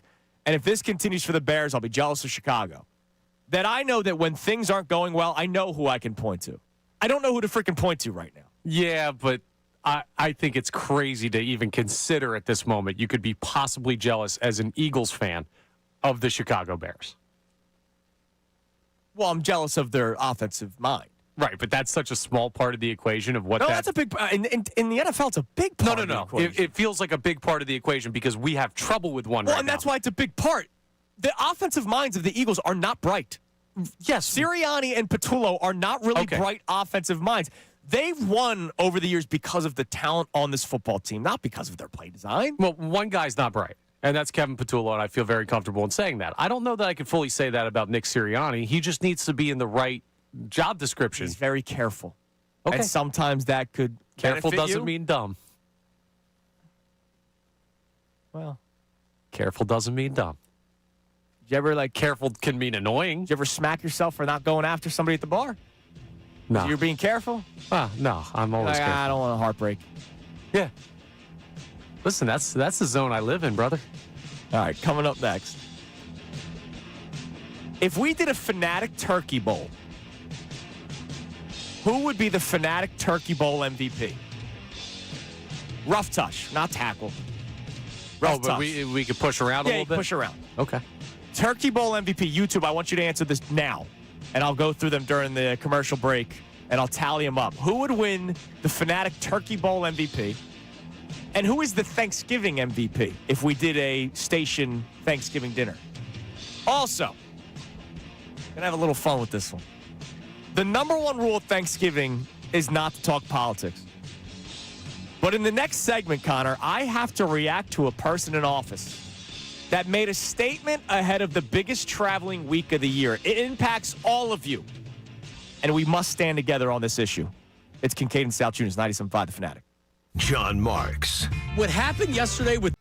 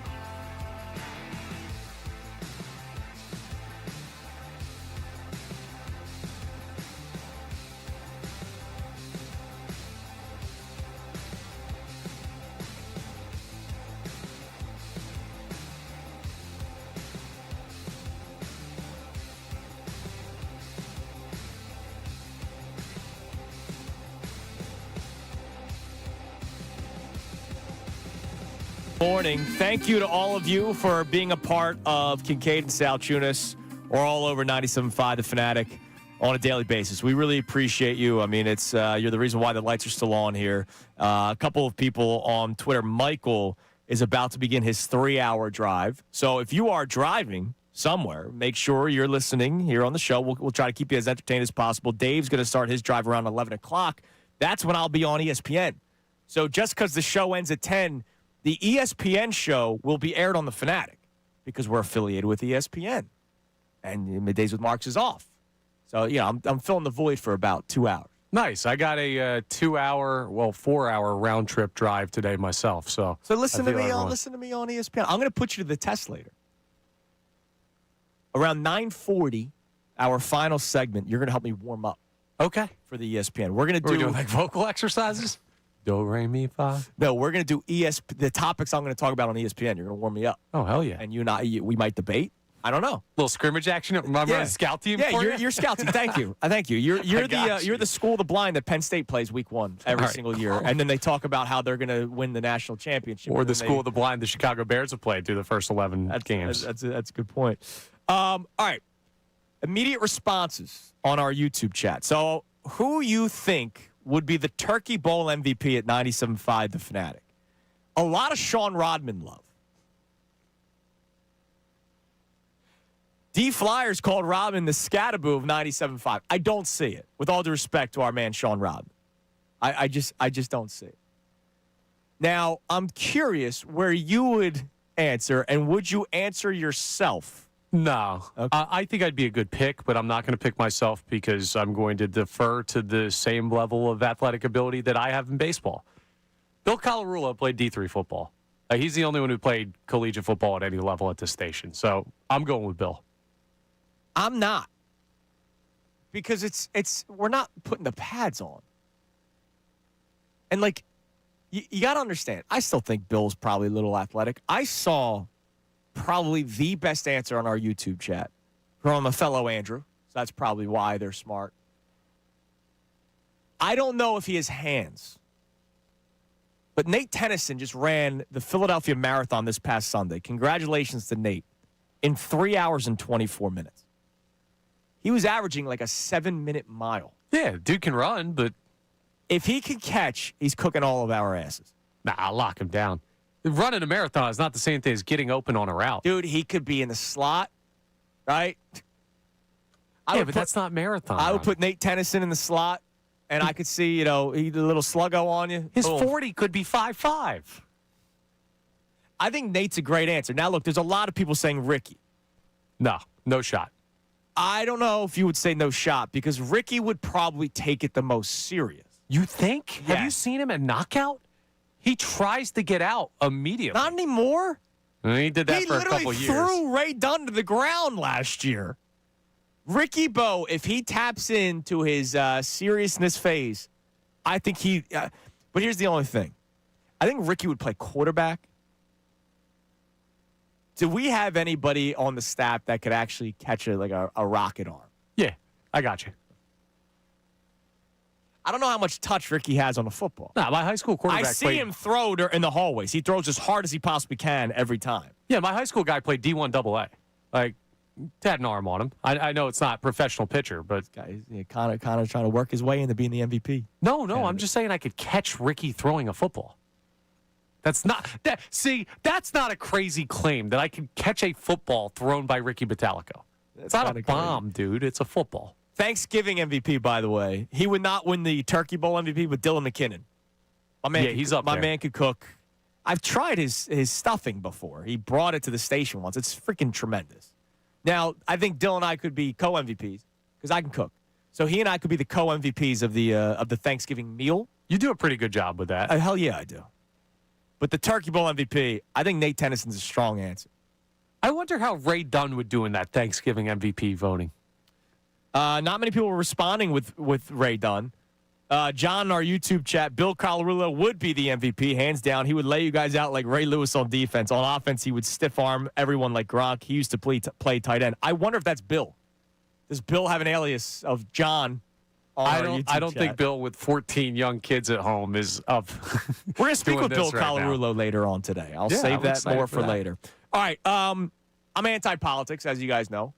At least talking about it on these airwaves, I think it does nothing for us. It just divides the country more and more. Keep your politics to yourself. But I need to get political here. And I don't think a single person will disagree with my opinion here. All right? Regardless of what side you're on. Hey, down the middle is a safe space to be. All right? Do you know who Sean Duffy is? Nope. All right. Sean Duffy is the transportation secretary in office. All right? He runs transportation. I didn't know that was a title. But more power to you. They got a secretary for everything. You worked your way up to this. Sean Duffy had a press conference leading up to the busiest travel week of the year, which is Thanksgiving. Thanksgiving is the biggest traveling week of the year. You got all the colleges with the Thanksgiving break. It's a short period of time, so it's not like Christmas break or holiday break, whatever, winter holiday break, where there's a little bit more time. Thanksgiving's the most busiest week of travel. He wants people to do better when they travel. He no longer wants people to dress comfortably. Let's try not to wear slippers and pajamas when we get to the airport. If we can help someone as we get on the aircraft that might need to help putting their bag in the overhead bin, and you're a little stronger, a little buffer, you've been lifting, stand up and offer to grab that bag and put it on for someone. I'm fine with that. Totally agree. Totally agree. But he starts talking about the clothing. He wants people to start wearing collared shirts, men to wear collared shirts and at least jeans Kick rocks when dude. traveling. I need everybody. Because I don't know how much power this guy has. Can he put down rules? Probably No, not. dude. But No. can he go up to to the big man and say, hey, I want this to be implemented. Moving forward, I want people to have to wear collared shirts and no slippers. Look, I believe there is decency, right? Don't wear a tank top. Don't be sweating, right? Like, I don't need to see your You can't pits. control if you sweat. I got you. But I don't need the pits just out in the open, right? But my man, I'm wearing joggers and the most comfortable shirt I could potentially wear getting on a plane anytime. Spare me this. We should look more professional when we get on a plane. I need to know if there's anybody listening to the show right now that actually agrees with this man. As anti-politics as I am, this is something that I need everybody to stand together and be against. Screw you, Sean Duffy. If you'd like to come on the show, you can. I'll gladly just completely tear apart your opinion when it comes to how we look as we travel. It's nonsense. All right, coming up next, Eagles brought someone back to the active roster that I think we have all been asking to see, especially after this last Sunday's game. I'm curious to see how he looks tomorrow. Also, I'm going to give you the chance to play sideline or post-game reporter. I'll explain more next. It's Kincade Salciunas, 97.5 The Fanatic.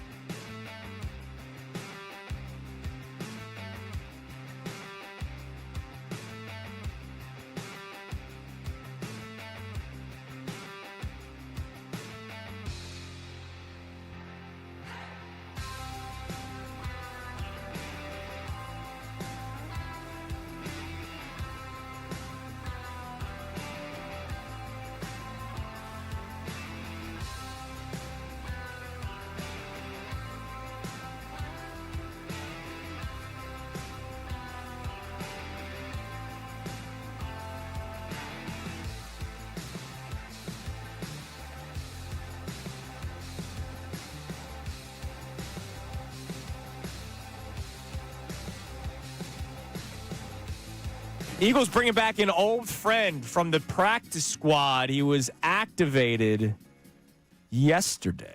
I'll tell you who in a moment. But I'm going to put you all to the test here. If you are participating in a Turkey Bowl game, all right, you and your buddies, you and your family, whatever, I'm going to give you the chance to play sideline reporter or like post-game reporter or even pregame. However you want to do it. So if you're driving to some sort of park right now to play in your Turkey Bowl, call in at 610-632-0975. Give yourself some love. Give your crew some love. Now, the Turkey Bowl is not something that I have done since I was, I think in high school. You understand working your way up in this industry. I'm working Thanksgiving every single year. So I've never really had the chance to revisit. But, one year, probably senior year, high school, we just snuck onto the football field at Clearview. Mm-hmm. Not that it was gated up or anything, but, I don't think we were supposed to be there. Yeah. Especially because, we were wearing cleats and tearing up the grass a little bit. I've never played in one. It's fun because it's something to do in the morning, especially when you're not participating in the actual cooking of Thanksgiving dinner, because you know what Thanksgiving's all about. It's waiting, right? You're waiting for football to start. You're waiting for the food to be prepared. You're waiting for your family to get there or for you to travel, or maybe you're waiting in traffic because you're driving somewhere. Thanksgiving is all about waiting. So the Turkey Bowl game in the morning with your friends or family it's an awesome thing because it's something to do for 2 hours.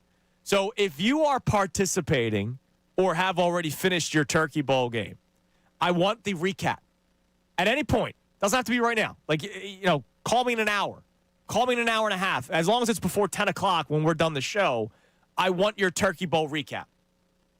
You can call in or you can even send a video to us or something. We'll record it and we'll play it on the air on Twitter or something. So I want your Turkey Bowl highlights, and you can play sideline reporter. That's 610-632-0975. As you're listening to 97.5 The Fanatic, WPEN, HD1, Burlington, Philadelphia, a Beasley Media Group station broadcasting live from the Comcast Business Studio, powering possibilities. All right, Britton Covey was activated yesterday. I'm really interested to see how it looks on Friday. Because Britton Covey, at one point, was one of the better punt returners in the NFL and return man in the NFL. My only problem with Britton Covey, he always would run right into people. And he's so small that I would almost get worried for his own health. Right? This guy would run 100 miles an hour right into the opposing team. And this is the old kickoff rules where guys were flying downfield. So he is now going to be a return man, I guess, tomorrow because Xavier Gibson is out because of injury.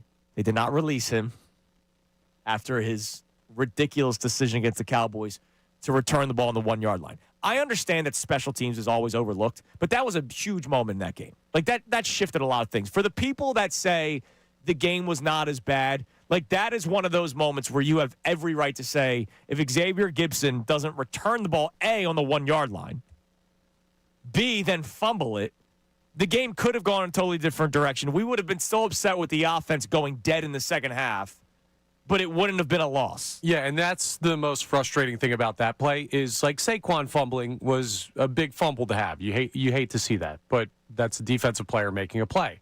The mistakes on offense, it's tough to call plays at the NFL level.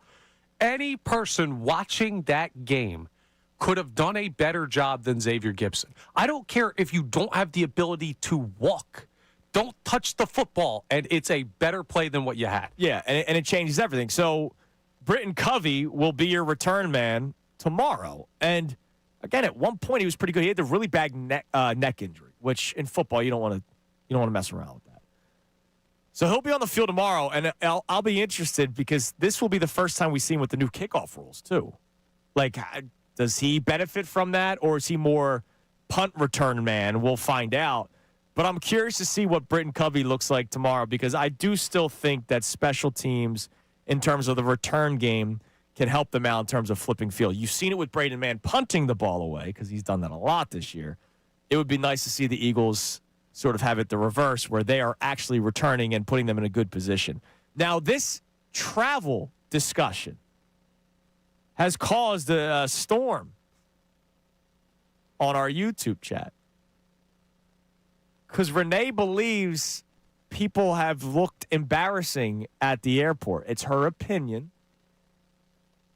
but she kind of doesn't hate what Sean Duffy was saying.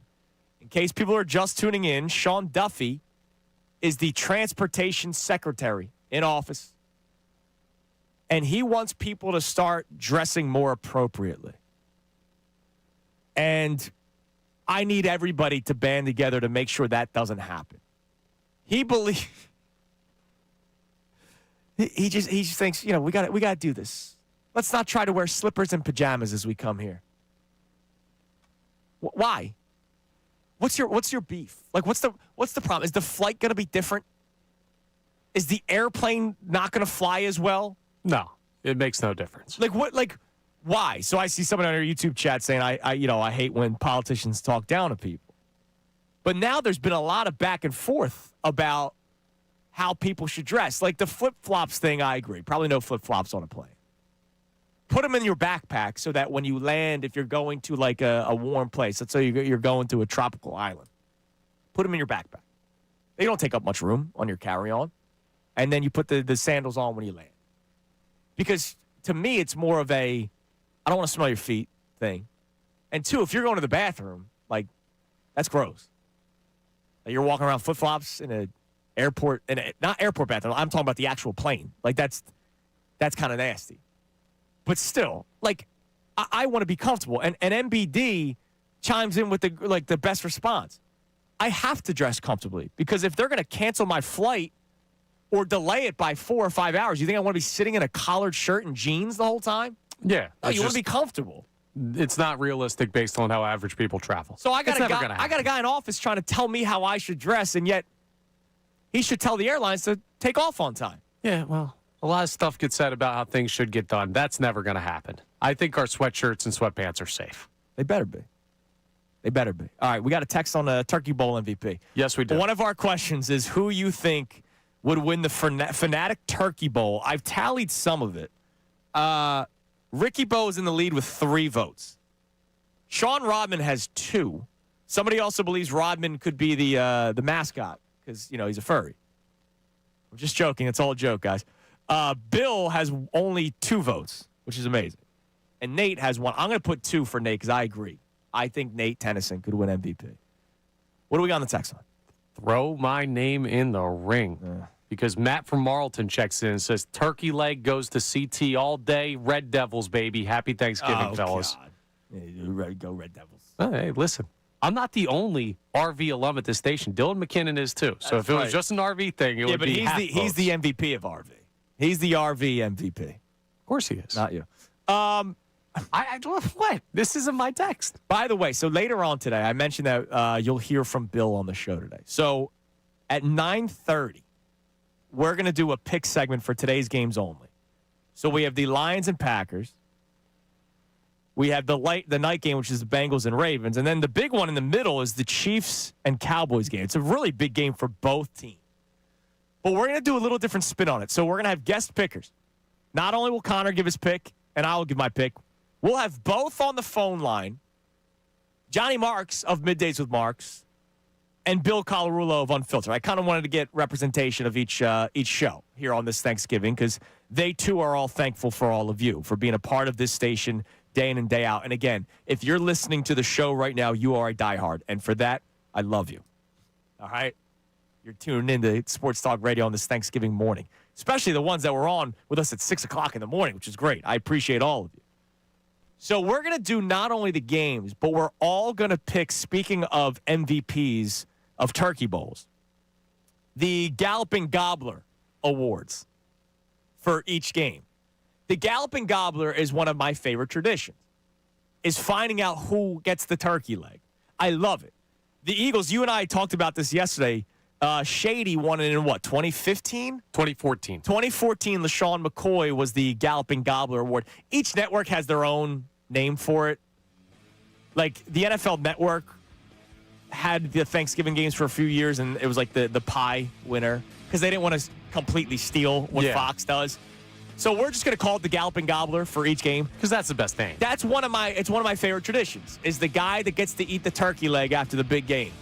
So that comes your way at 9:30. But coming up next, we have today's headlines with Connor Thomas. And at 8:25, speaking of food, we're going to split an interview into two. Eagles for a few minutes and cooking for a few minutes. As one of the greatest grillers in the Philadelphia area will join us at 8:25. I'll tell you who next if you don't know already. It's Kincade Salciunas. Johnny out today on this Thanksgiving Thursday, 97.5 The Fanatic. Ricky Bo, Bill Colarulo.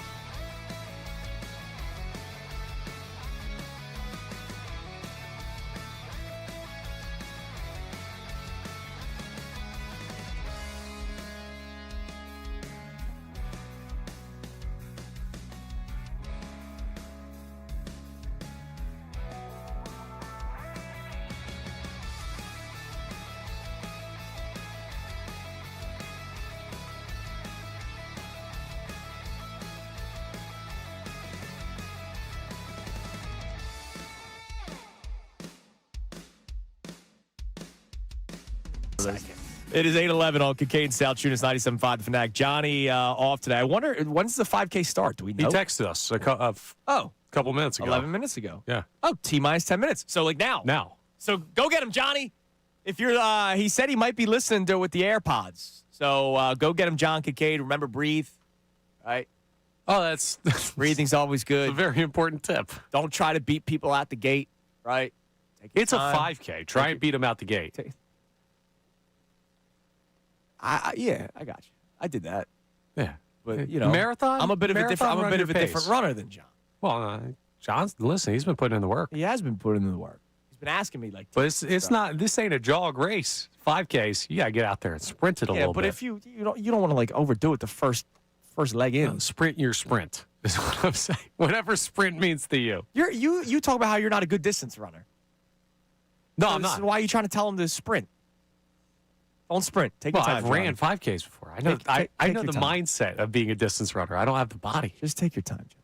I've learned a lot from Sean Rodman today. So Sean Rodman is in. I give him a lot of credit. I appreciate Sean for coming in. The reason why we have YouTube this morning is because of Sean coming in today when he was not originally scheduled. So thank you to Sean. He's also our associate producer in the back doing a lot of the legwork. Sean told me two things this morning. One, when we were talking about how I always start my Thanksgiving, every year when I wake up, ever since his passing, I listen to John Madden explaining the turducken. To which Sean Rodman then told me he has had the turducken. And you also have had the turducken? No. No. You just know that people have had it. Yeah, it's not an uncommon thing.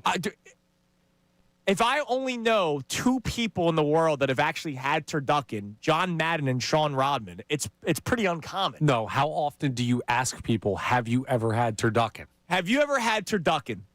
610-632-0975 and our YouTube chat. That's a good point. I almost forgot we had people. Like, have you ever had turducken? Because Connor's acting like this is a normal thing. I never heard of anybody other than John Madden up until this morning, Sean Rodman, telling me that he has had turducken. Sean Rodman also informed me that he plays in a flag football league. Oh, that's cool. And there are teams in his league that are so good that they compete in the national tournaments in Florida. That's nuts. Where do people have time? Yeah, I don't know. It happens a lot around this time of year because football and Thanksgiving. I played in a flag football tournament one time. It was like Thanksgiving weekend. And we show up, and you know my mom and brother are Vikings fans. Yes. I forced my brother to play. Like, his birthday's coming up on the 30th. So he was like, I want to do stuff for my birthday. I don't want to play in this. I'm like, you got to. And we pull up to this thing, and this guy's got a Vikings hat on, a dude we're playing against. My brother goes up to him. He's like, oh, you're a fan as well? He's like, no, I played for them. I just got cut like a couple months ago. No way, really? Yeah, people are monsters in this flag football stuff. And it was in Jersey, I guess? Yeah. Because Sean said his is in Jersey. Yes, it was. But, like, I don't know. We play in a Sunday baseball league. And if you win, like, it's you're done. Like, you don't then go to Florida. Yeah, but my softball has nationals, has travel, has everything. Who has time? I don't know, man. This is what people do. I don't have time to do these things. All right. Derek Gunn joins us coming up at 8:25, 10 minutes from now. We'll talk some Eagles with D. Gunn. Obviously, he was in the news recently. We'll talk about the Eagles, upcoming game against the Chicago Bears. I'm going to ask him the question that Sal Paolantonio has called the Bears a mirage. Andrew DeCecco does believe the Bears are real. I don't believe the Bears are real. But if you don't believe the Bears are real, then what are the Eagles? 610-632-0975. I'll ask D. Gunn that question coming up in about 10 minutes. Also, grilling with Gunn. Does Derek Gunn grill the turkey? We'll find that out coming up in a little bit. But it's time now for today's headlines with Connor Thomas. Today's headlines with the Connor Thomas. Brought to us by our friends over at Lundy Law. For over 70 years, Lundy Law has been fighting for injured people. If you need them, remember the name Lundy Law, your injury lawyer. So if you get banged up in the turkey bowl, visit LundyLaw.com. That's LundyLaw.com. So we've been talking about whether or not the birds are real and whether or not the Bears are real.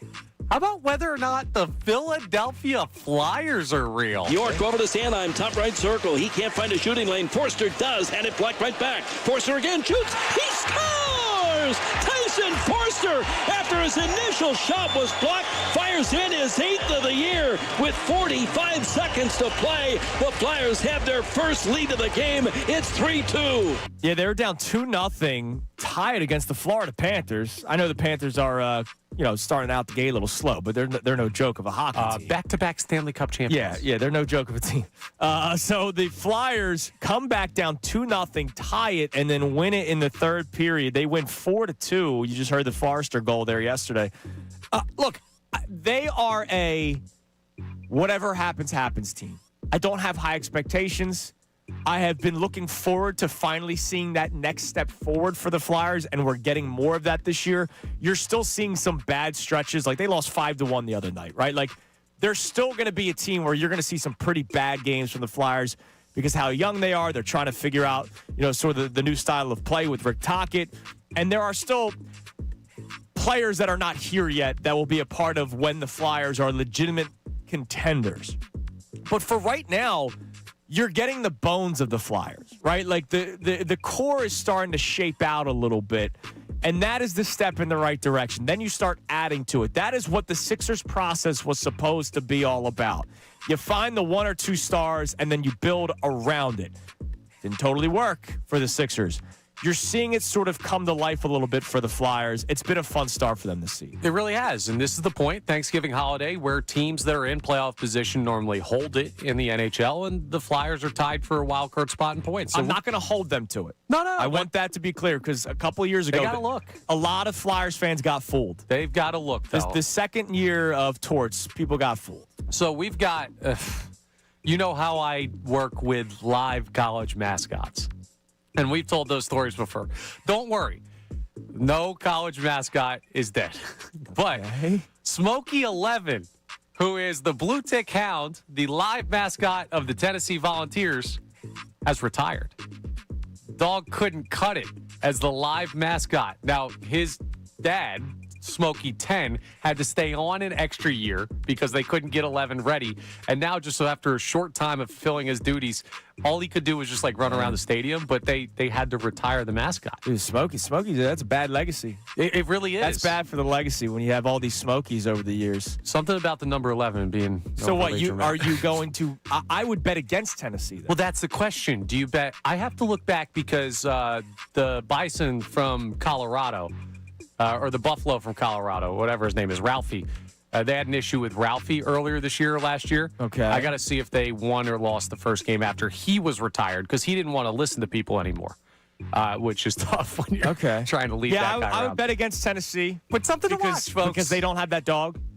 Also, they're playing Diego Pavia and his mom. Oh, that'll do it for today's headlines. Yeah, we'll end it there. She was showing out, and I was all for it. Yeah. I was all for it. I'm not anti. Diego might be a little embarrassed, but his mom's living his best life. Let her be. All right, D Gunn joins us coming up next. We'll talk about the Eagles. There was some drama about the Eagles that Derek Gunn was speaking of not that long ago. Is it enough that they can't overcome it? We'll ask him next. And also, how does Derek Gunn put together the Turkey Day meal? The Turkey Day feast. Grilling with Gunn. It's Kincade Salciunas. Johnny out today, 97.5 The Fanatic.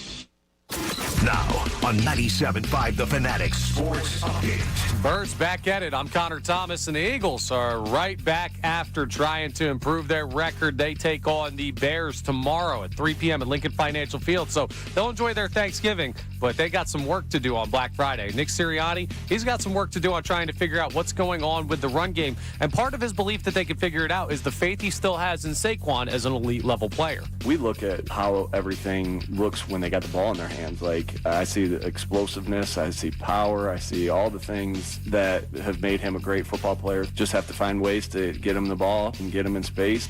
Chicago's had trouble against the run this year, defending it, I should say. So that's an opportunity for Saquon and the Eagles' run offense. On the injury report, Devontae Smith was once again a non-participant, putting his status for tomorrow's game in question. That's something to watch. Flyers came back from down 2-0 against the Florida Panthers last night. They win 4-2. Tyson Forrester scored the go-ahead goal with just seconds left in regulation. They're off until tomorrow. Sixers are also off until tomorrow. We got some big NFL matchups, though. Packers-Lions at 1, Chiefs-Cowboys at 4:30, and Bengals-Ravens at 8:30. 2020. We'll talk to Derek Gunn coming up next for the latest on the Birds. This update is brought to you by Philly Sports Trips. John Kincade is hosting the True Fan Tailgate before the Eagles-Bears game this Friday, November 28th. That's tomorrow, folks. Brought to you by True Fan Travel and 97.5 The Fanatic. All-inclusive food, drinks, live entertainment, and a short walk to the stadium. Reserve your spot now at phillysportstrips.com. I'm Connor Thomas for 97.5 The Fanatic.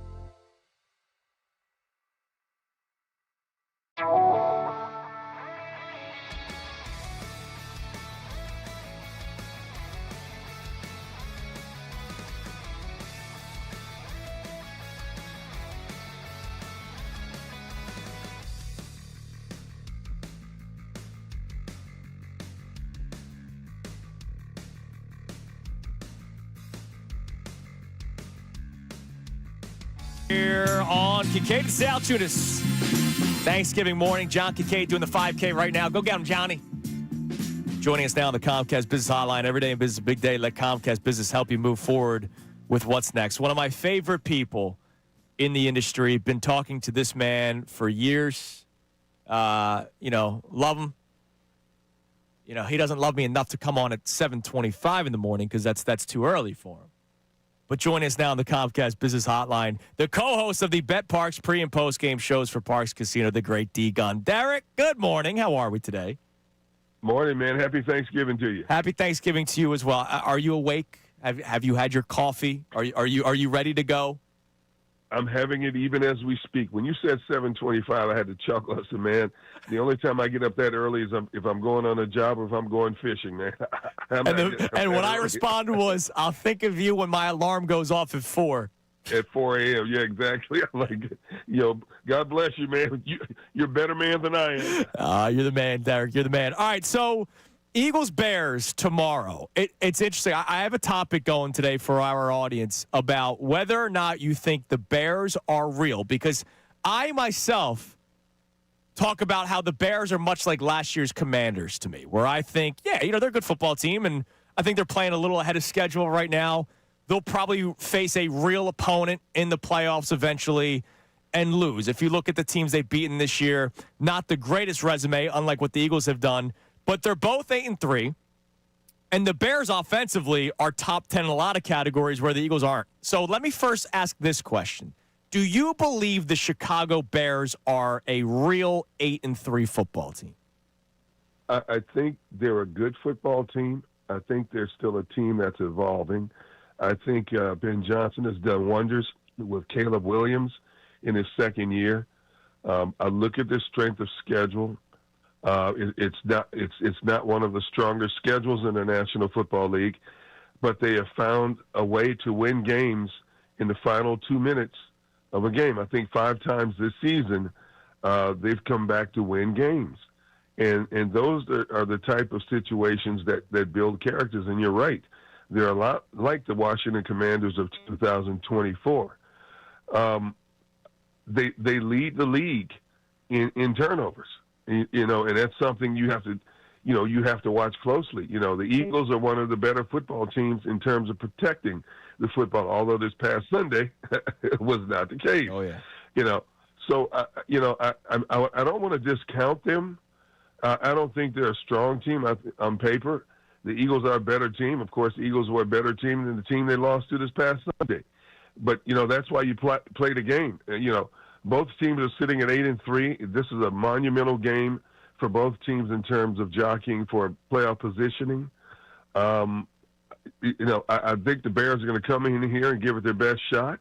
I think it's going to be a good, close game. But I think tomorrow will answer that a lot about the Chicago Bears, whether they win or lose. If they come in here and lose by a close margin and make the Eagles and this fan base sweat, then you have to give them a lot more credit than a lot of people want to give them right now. So that perfectly leads me into my next question. And I just want to let you know, Sal Powell was on with our afternoon show yesterday, Unfiltered, and Sal Powell called the Bears a mirage, right? So there's this feeling like, all right, like they're definitely a good football team, but maybe they're not there yet. If the Bears might not be real, then who and what are the Eagles? Because I can tell you that defensively, Eagles definitely have the advantage. But offensively, it's not even close, whether you want to use stats or your eyeballs, however you want to look at it. So if the Bears do beat the Eagles or play them tough to the point where you're saying that Eagles fans at the link are sweating it out, if the Bears aren't real, then what are the Eagles? That's a great question, and we've been asking that question for weeks. And you look at the majority of their wins this season, outside of the second game against the Giants, and those are games that could have easily turned the other way for the opposition. An interception here, a blocked field goal there, drop passes by the opposition there. But as we sit here, they're an 8-3 football team. If you go back to last year, Kansas City won, 11 games by like 7 points or less to get to the Super Bowl. So the Eagles are good enough to overcome adversity to win 8 out of 11, matchups this season. they are still the defending Super Bowl champions until further notice. I've never seen anything like this. They're the worst team in the league in 3-and-outs. Statistically, offensively, with all that firepower they have, they rank in the 20s instead of the top 2 or 3. The offensive line, which was arguably the best offensive line in the NFL a year ago, has struggled mightily. And we know injuries have been a cause of that. Now, Lane Johnson being out for an extended period of time definitely hurts. Your wide receiver, A.J. Brown, has complained much of the season. There's been in-house, grumblings about a lot of different things for much of the season. Yet here they stand. They're still leading their division. I think it's a slam dunk. They're going to win their division.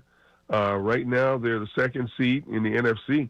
So with all of that going on, when you have teams that have a lot of stuff like that going on, they're usually way down at the bottom of the pecking order. But this team is sitting, higher than perch. Have we seen this offense play the way we want it to? No. Do we think this running game is ever going to come around after 11 games? I don't think so. I think it is what it is. And yet here they are still finding ways to win games. So that says a lot about the character of this team and this organization. Yeah, let's talk about that. So obviously you did some reporting last week, and obviously there's all kinds of reactions to what you were saying. But I'm curious because you just said, and yet they're still standing 8-3, second seed in the NFC. So do you at any point, or have you at any point, or do you foresee at any point, sort of the drama that's been going on inside NovaCare negatively impacting the Eagles enough where they can't overcome it? And if not, and you think, hey, they'll still be good to go, what does that tell you about the makeup of this team? Yeah, I don't think whatever goes on within the walls of that building has not affected them to this point outside when they step between the stripes. That tells you about the leadership in the coaching staff, the leadership amongst the players, to not let the things that fester get out of control. When they get on the football field, they're about their business. Now, it may not look pretty, but somehow, some way, the majority of the time, they get the job done. And that's what a good football team does. We've seen dysfunctional football teams historically in the NFL find a way to rise and shine at the most opportune moments. And I'm not using the term dysfunctional when I talk about the Philadelphia Eagles. I mean, they're a team that's not smooth sailing right now offensively.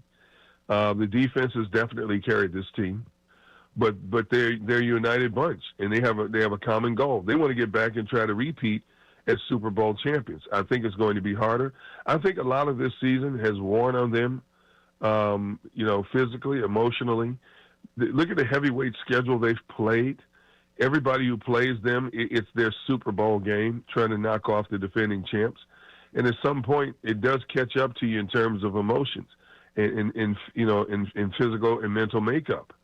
But they've weathered the storm, and they will continue to weather the storm. Now, after the Chicago game, they still have a couple of games against the Washington Commanders, and I just saw a report. It seems like Washington's starting to get healthy and getting some of their key components back on the offensive side of the football. So those two games are going to be interesting matchups as well. You got a game you have to go play at Buffalo. That's going to be an interesting game as well. So after this game, they get some extended time off to heal up mentally, physically, and get ready for the next battle that's coming. So that says a lot about the character of who these guys are in that locker room. We're speaking to Grill Master, Smoke Master Derek Gunn on the Comcast Business Hotline. Now that we got the football stuff out of the way, this is what I really want to talk to you about. How do you prepare your Thanksgiving turkey? Because I've seen your videos over the years of you manning the grill. So what does Derek Gunn do with the bird on Thanksgiving? Well, let's see. In the years past, I've deep-fried turkey. I have a smoker. I've smoked turkeys. But the last 3 or 4 years, what I do now is I air-fry my turkey. My wife said I can never give away all the ingredients, but I'll just give you the basics. Like the night before, I'll take 2 soft sticks of butter, and I'll use certain herbs and seasoning, and I'll make a paste out of them, and I'll stuff them, under the skin, under the legs, the breast area, and all that stuff. And then I wrap it in foil, put it in a cooler, and let it set. And about 11 o'clock this morning, I'll put it in the air fryer, 16-pound bird.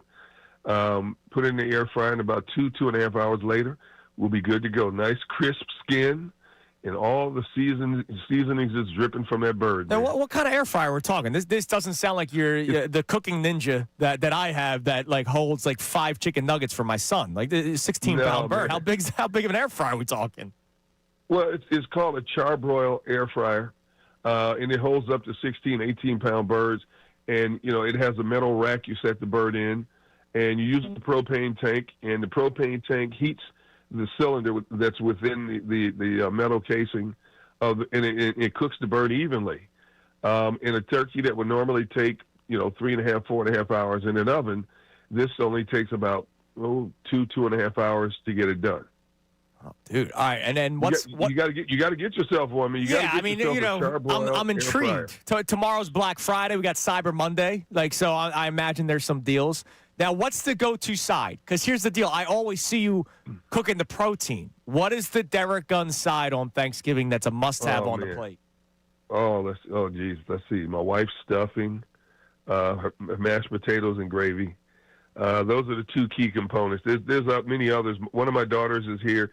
Her and her family, they spent the night here, so they've been prepping, and she's going to do the mashed potatoes today. But my wife's stuffing and the mashed potatoes with gravy, man. Those are like Batman and Robin, Greenhorn and Kato, Captain and Tennille, Ike and Tina. They just go together, man. You're the best. Listen, man, happy Thanksgiving. Thank you so much for coming on. I hope it wasn't too early for you. I appreciate the time. Good. And good luck with cooking the bird, man. I know you're going to kill it. Thank you as always. Thank you, man. You have a great turkey day as well, brother. You as well. There he is, Derek Gunn, host of the pre- and post-game show for Parks, and a man that I've been talking to for many, many years. You know you're good people when you're willing to do any shift, including Thanksgiving morning. So thank you to Derek Gunn. All right, coming up next, the next 2 days could change so much in the NFL playoff picture. We'll tell you how it looks now, how different it could look before we even reach to Sunday. Also, I'm going to bare my soul to you about something that we will all see today. It is Kincade and Salciunas. Johnny out today, 97.5, The Fanatic.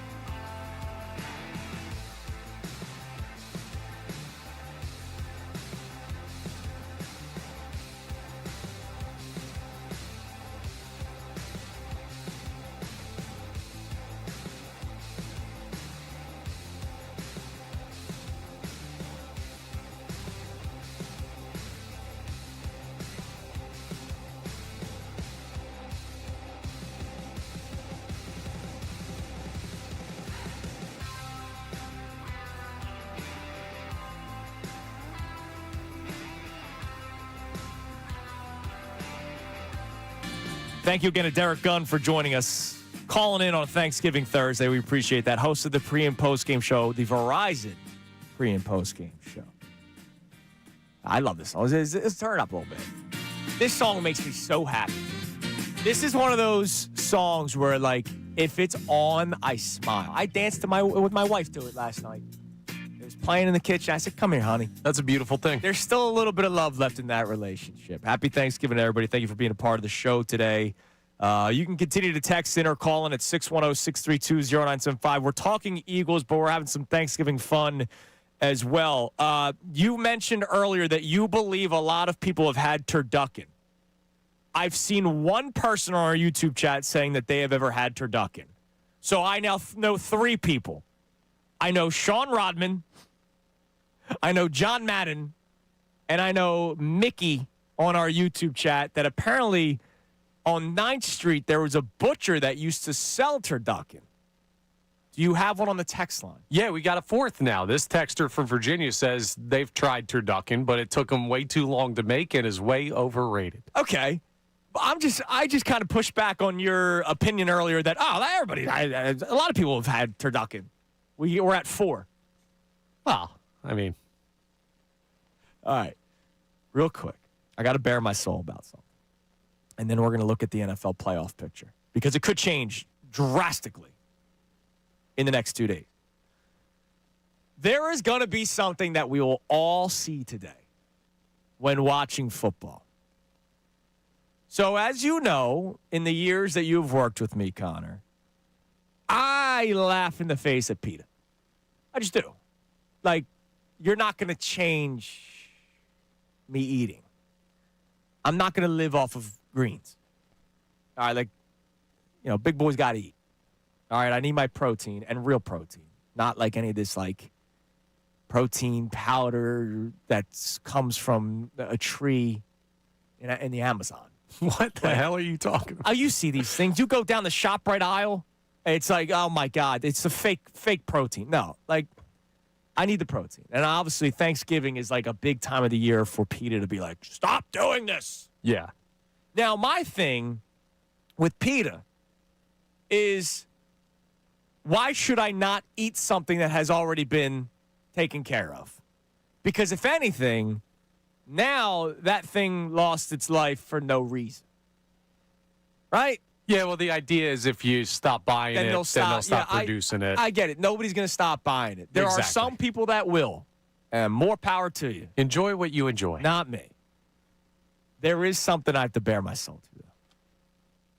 I hate when the broadcast shows the turkeys. Yeah. Because I'm watching, they're coming back from commercial, and you see what are they? Are they a gaggle of turkeys? Yeah, I think that's geese. Yeah, I know, but like, what do you call a herd? Like a I don't herd know. of turkeys, whatever I'll they call look it up. I think it may just be flock. And they zoom in, they go, like you got the sounds and everything. That was a good turkey. And I'm just like, so was this pre-recorded? This video? You get what I'm saying? Yeah. Or is this next year's flock? Oh, they're called a rafter of turkeys. A rafter of turkeys. Yeah, just like in the ceiling. I don't like it when the broadcast shows the rafter of turkeys because you're showing the brethren of who you're about to indulge with. And I feel bad. So I'm anti-PETA in almost any way possible. All right? Except for people that go big game hunting for no reason. But there's a hierarchy. And turkeys, you eat turkey. And not just on Thanksgiving. I like a turkey from a deli meat. From the deli. I like that. Good tasting bird. But I don't like when they show during the Fox broadcast, the CBS broadcast, whatever network, the rafters of turkeys that are just walking around. Because I'm in the back of my mind, I'm thinking, was this recorded 2 weeks ago? A month ago? 6 months ago? Or were these the guys that were spared and not the one that the president picks once a year?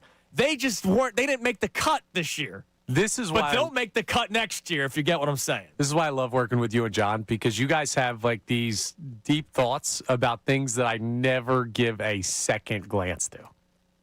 Hey, turkey's on TV. I don't know. You just see him. I just feel bad. Like, I see them walking, and I'm like, oh, God, I'm about to eat your cousin. Like, damn, stop showing me this. By the way, people are loving the music. That's good. Say, like, this is, I'm glad that I'm providing happiness today. Please, I need the broadcast to stop showing this stuff. All right, the NFL playoff picture could change drastically.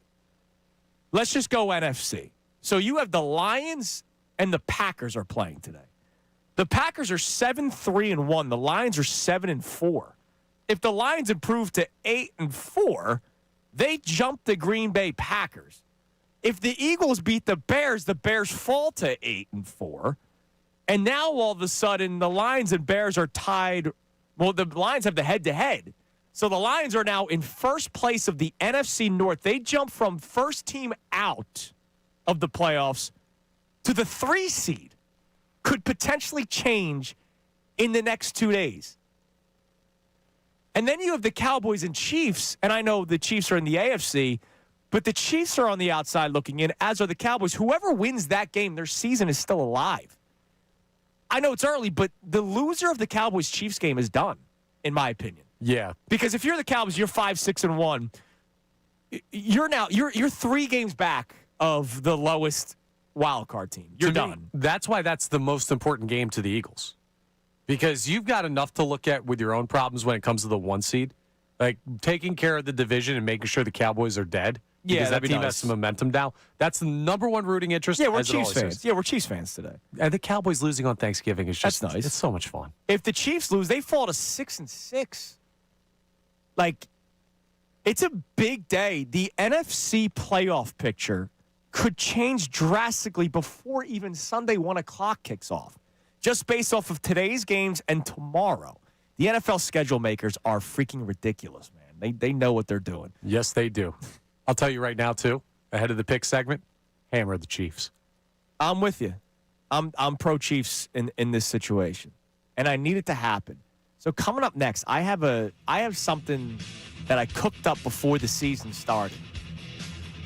And I wouldn't mind if you guys supported me in this cause.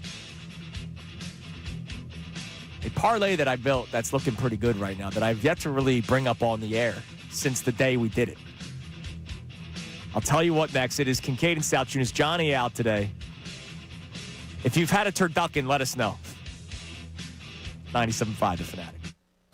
Now on 97.5 The Fanatic Sports Update. The Eagles are back in black. I'm Connor Thomas, and this update is brought to you by Batteries Plus. Dead car battery, the experts at Batteries Plus can replace it in about 20 minutes. Want longer battery life? Ask about their premier installation. Batteries Plus, the experts in charge. The Eagles are back, and they'll be wearing the black jerseys tomorrow on the Black Friday game against the Bears, 3 p.m. Friday, Lincoln Financial Field. And Nick Sirianni met with media yesterday, talked about the importance of trying to get the run game going. It's never just one thing, so you're trying to zero in on why that's happening. And so we have different philosophies of ideas of what to do to help with that. And we know this. We have to get our run game going because we know we want to be a balanced attack.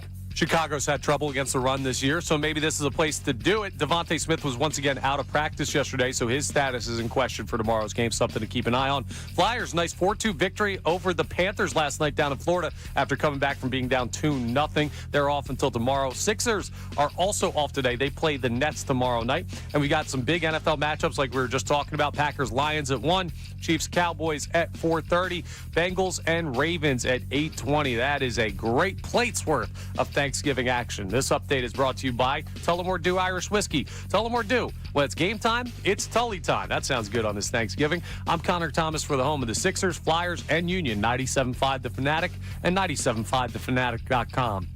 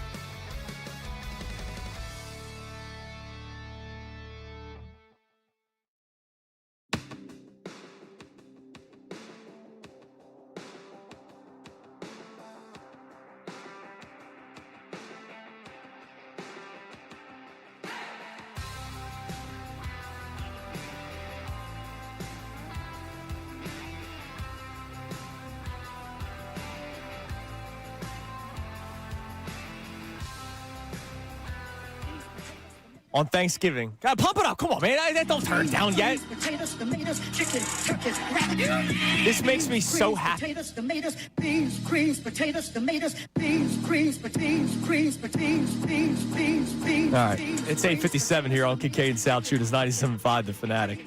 That's one of the best things. I hear that every single year. It pops up on the timeline every single year. I love it. Thank you very much. You got it. It makes me so happy. I like that song. Yeah, it's fun. Great. It's great work. It's great. All right, so before the season started, I put together a to make the playoffs parlay. Not to win the division. In the years past, I've talked about this on the air with you guys before. FanDuel offered a parlay option for division winners. This year, they added to make the playoffs, which obviously gives you a little bit of breathing room because of the wild card. So on my ticket, I have the following teams to make the playoffs. I have the Denver Broncos. I have the Baltimore Ravens. I have the Buffalo Bills. I have the Kansas City Chiefs. The one team out right now in the AFC. In the NFC, Rams, Eagles, Bucks, Niners, Lions. Lions, the one team on the outside right now. I need you guys to root for some teams with me. Like, I need the Lions to make it. Lions are not the team you should be worried about there. Which team are you worried about? The Tampa Bay Buccaneers. Me too, because of the injury. Has there been an update on Baker? I have not seen anything more than shoulder. They're not playing Thursday. They're not playing today or tomorrow. So I haven't seen any sort of update. I think he was limited in practice. He was a DNP yesterday at practice, and he talked about how he has to be smart. They haven't made it clear that he's unavailable to play. He's still up in the air to play this weekend. But yeah, that's kind of the one team. Yeah. If he's not playing, like he shouldn't play this weekend because until the Panthers really push them, right, you're still going to win your division. They are pushing them. No, but they're a game behind, right? They're 6-6. The Bucks are 6-5. Okay, game in the loss column. Like, yeah, I think you can get away with 1 week without Baker just to make sure. Yeah, I mean, they haven't played Carolina yet. No, they're playing Arizona. So they're playing Arizona Sunday. Yeah, that team stinks. Defensively, they're good, though. And maybe that's another reason to not play Baker Mayfield because they are a fierce team. 3 straight losses for the Bucks. That's the one team that's freaking me out right now. The Chiefs coming back and beating the Colts last week was big for the parlay, but it's a tough spot. You need the Chiefs on Thanksgiving, though. That's big for you. I'll root for you on this. Well, yeah, because what are you going to root for the Cowboys? No. I'm saying I'll root for you on all your bets, on everything that roll through like that. How come I was told to never dance again to that song? I don't know. That song makes me happy. 215J Philly. Do what you'd like. That song makes me happy. All right, you're listening to 97.5 The Fanatic, WPEN, WPN, HD1, Burlington, Philadelphia. A Beasley Media Group station broadcasting live from the Comcast Business Studio, powering possibilities. Time now for the Kincade Salciunas Re-Rack. The only reason why these lights are still on is because of you.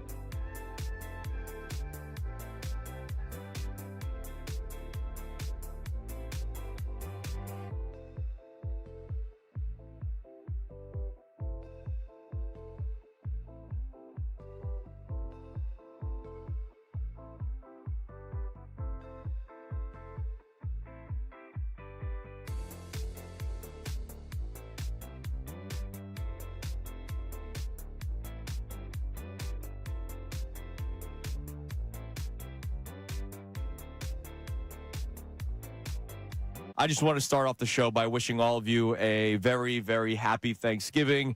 I hope you all have a freaking awesome day today. I appreciate everybody that is a part of this show, whether it's here at 97.5, the Fanatic inside One Ballot Plaza, or, of course, you as well, the listener, because the only reason why these lights are still on is because of you who tune in and day out. And if you are listening right now at 6 o'clock in the morning on Thanksgiving Thursday, that means you are a big fan of the station, a big supporter of us, and I don't want that to be forgotten, that we realize that, we recognize that, and we thank you all. So we really hope that you have a special Thanksgiving today. Have a great day. We have 3 great football games to watch tonight. Even the Bengals-Ravens game, people are sleeping on that one. That one might still be pretty exciting with Joe Burrow playing, and the Ravens, they've kind of been wishy-washy all season long. They are in first place in their division. So it's going to be a fun day today, and if you guys can be a part of it as much as you can, I would appreciate that because Johnny's out today. Hopefully he is still asleep. He's got his turkey trot today, his 5K, so we're rooting on Johnny the K. But I would love to hang out with you today on this Thanksgiving because so far I've not been able to wish a happy Thanksgiving to my wife or child because they're asleep right now, as they should be. So thank you all for being a part of Kincade Salciunas every single day, including this morning. All right, so I do have some fun Thanksgiving stuff that we'll get into throughout the course of the show, but it is a Philadelphia sports talk station. And so there are some Eagles topics that I will throw your way. And today, if you were listening yesterday, when we had our man Andrew DeCecco in, I had a very specific question for Andrew DeCecco because I wanted to have it for today's show. You'll hear the answer in the 7 o'clock hour because I want to kind of build up to it a little bit. But I have a topic that's going to kind of make you think. You might lie to yourself. You might be real with yourself. I don't know. That's your prerogative. You fan the way you want to fan. Nobody can stop you being the fan that you are. If you just want to say that everything is great when it comes to the Philadelphia Eagles and there are no issues, fine, go for it. You and I are on the same page, but I understand it. Like, what I need people to realize sometimes is I have this microphone in front of me. Yes, I get paid to give my opinion. But like you, I am an Eagles fan. I want things to go well. I just can't help myself by speaking truthfully in terms of how my brain works, which is a dangerous place sometimes. But when I started working here 11 years ago, I vowed to myself that I would never be the guy that says things just to try to get a reaction from you. There are people in the city that do it, and hey, they're successful. More power to them. It's just not something that I believe in. But one of our topics today is whether or not you believe the Bears are real. And I put real in quotes. Because the Chicago Bears right now are in first place of the NFC North. Right now, the Chicago Bears are 8-3. And I think a lot of us have said it at some point this year that the Chicago Bears aren't real. Connor Thomas, who is producing the show today. Connor, I believe it was at one point this week, you're like, yeah, they're going to beat the Bears. Is that correct? I feel very comfortable in the game tomorrow, and part of that is because I don't truly believe the Bears are real. All right. I feel the exact same way about the Bears. Hand raised, right? So, like, this isn't you're just a fan. Like, no, I feel the exact same way. When I think about the Chicago Bears, I look at them as the Washington Commanders of last year. At this point last season, the Chicago Bears were 7-4. So 1 win, 1 loss difference from where the Chicago Bears are right now. The Bears are 8-3. And the Washington Commanders were right around the division race with the Philadelphia Eagles. The Eagles were 8-2. The Commanders were 7-3. And then they got handed the loss to the Eagles. Remember, the Eagles beat them on that Thursday night to overtake first place in the NFC East. So right around this time was when we sort of saw the shift in the NFC East, and then the Eagles never looked back. The Eagles ran away with the division from there on, but we did see the Commanders turn things around, get to the playoffs, win their first playoff game. Then, of course, they beat the Lions, as we know, when the Lions were banged up, and they're in the NFC Championship game. And then we found out who they truly were because the Eagles beat the crap out of them. Nobody was going to come into the link that day, I think, and win. But the Washington Commanders were definitely not going to win because they were not ready. Here were some of the reasons why I did not believe the Commanders were real last year. Young quarterback that just hasn't really been figured out just yet. They batted 1,000 on every single off-season move. At some point, those aging players would just not be able to stand up to the test against some of the other better teams. And there are just teams that were flat out better than the Commanders, and the Eagles were one of them. And I still believe if the Detroit Lions were not banged up, the Commanders were not going to Detroit and winning that football game. We benefited from it because the NFC Championship game was here in Philadelphia. I look at the Chicago Bears in a very similar way this year.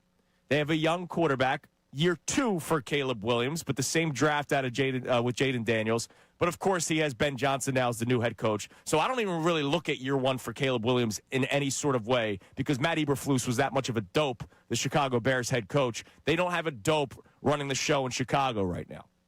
So you have Caleb Williams. You have a bunch of new players. Remember, 3/5 of their offensive line were off-season additions. Every move that they have made so far has worked. And I just don't think yet teams have been able to figure out them quite yet. But come playoff time, I think that's a little bit different. So just like the Washington Commanders of last year, that's how I view the Chicago Bears, which is where I'm going to put your brains in a pretzels right now.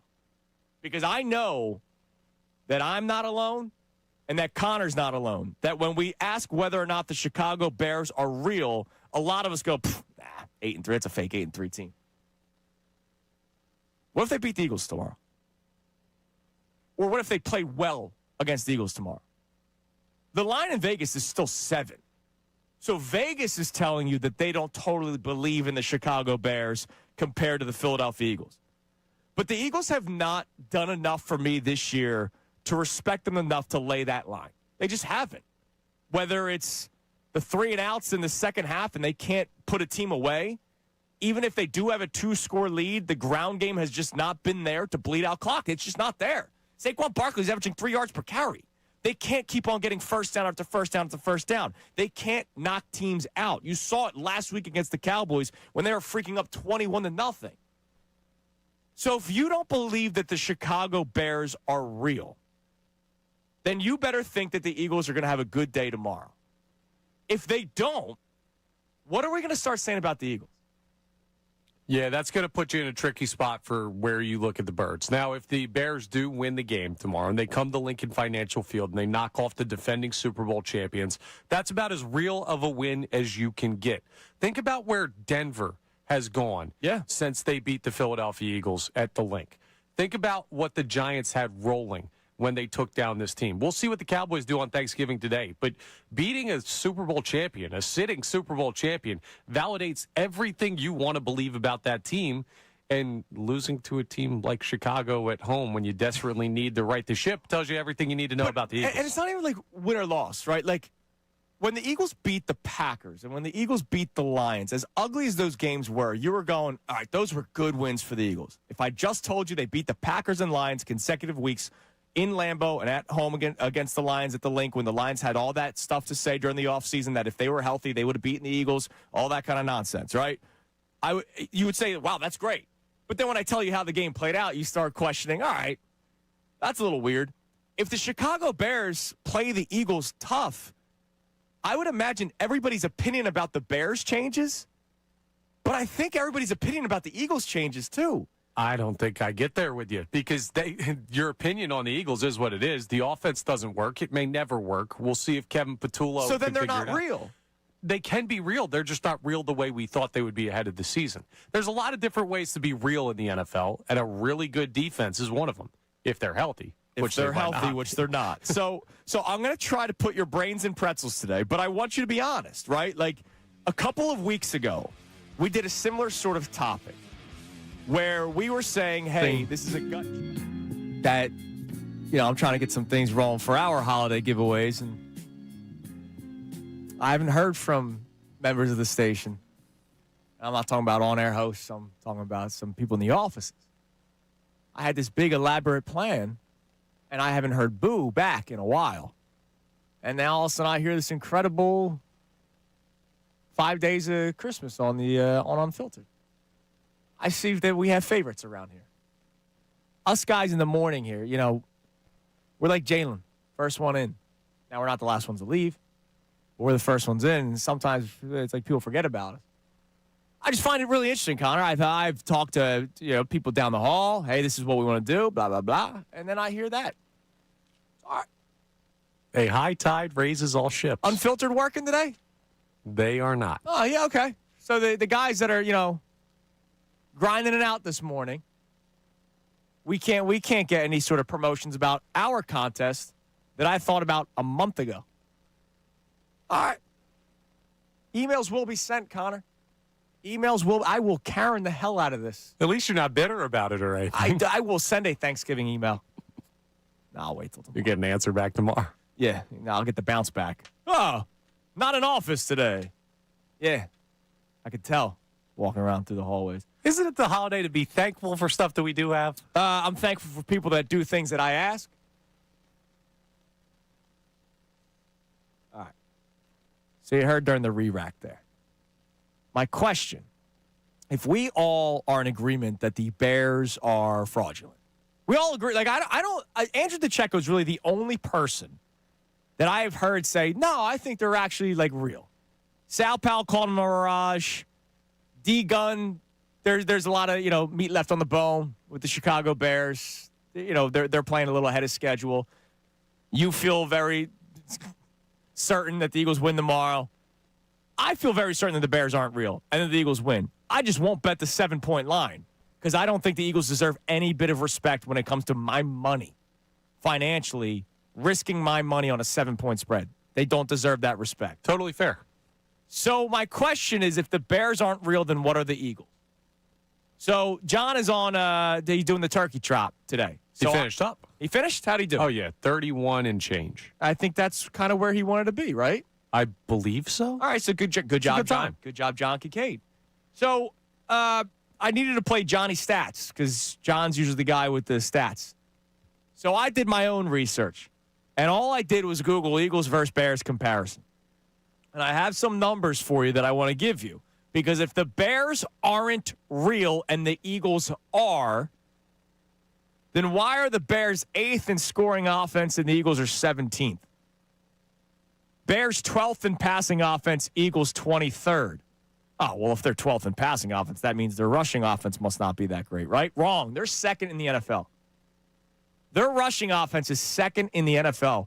The Eagles are 21st. Total offense, Bears 6th, Eagles 24th. Penalties, they're both bad. Bears are actually worse than the Eagles, 29th in the league. Eagles are 27th. Sacks allowed. Bears are tied for 4th for the least amount of sacks allowed. That offensive line that they built this offseason via trade and free agency has gone a long way for Caleb Williams and the Chicago Bears. By the way, Caleb Williams is a guy that typically holds on to the ball too long. It also helps that you have a head coach, an offensive genius, an offensive mastermind that found ways to sort of help Caleb Williams, whereas I don't think the Eagles do that with Jalen Hurts. Eagles, by the way, 17th in sacks allowed. Turnover margin. Got to win the turnover battle. That's what we care about. Eagles are 6th with a +6. Bears are 1st with a +16. Now, defensively, the Eagles run away with it. All right, the Eagles are the better defensive team by far. The only thing that's close is passing yards allowed. And remember, Vic Fangio kind of allows offenses to throw against them. It's just not letting them score points. So the Eagles by far have the better defense tomorrow. But the Eagles do not have the better offense. I do believe the Eagles defense can keep the Bears from scoring 30 points. I just don't see that happening. I don't see the Bears scoring 4 touchdowns against the Eagles.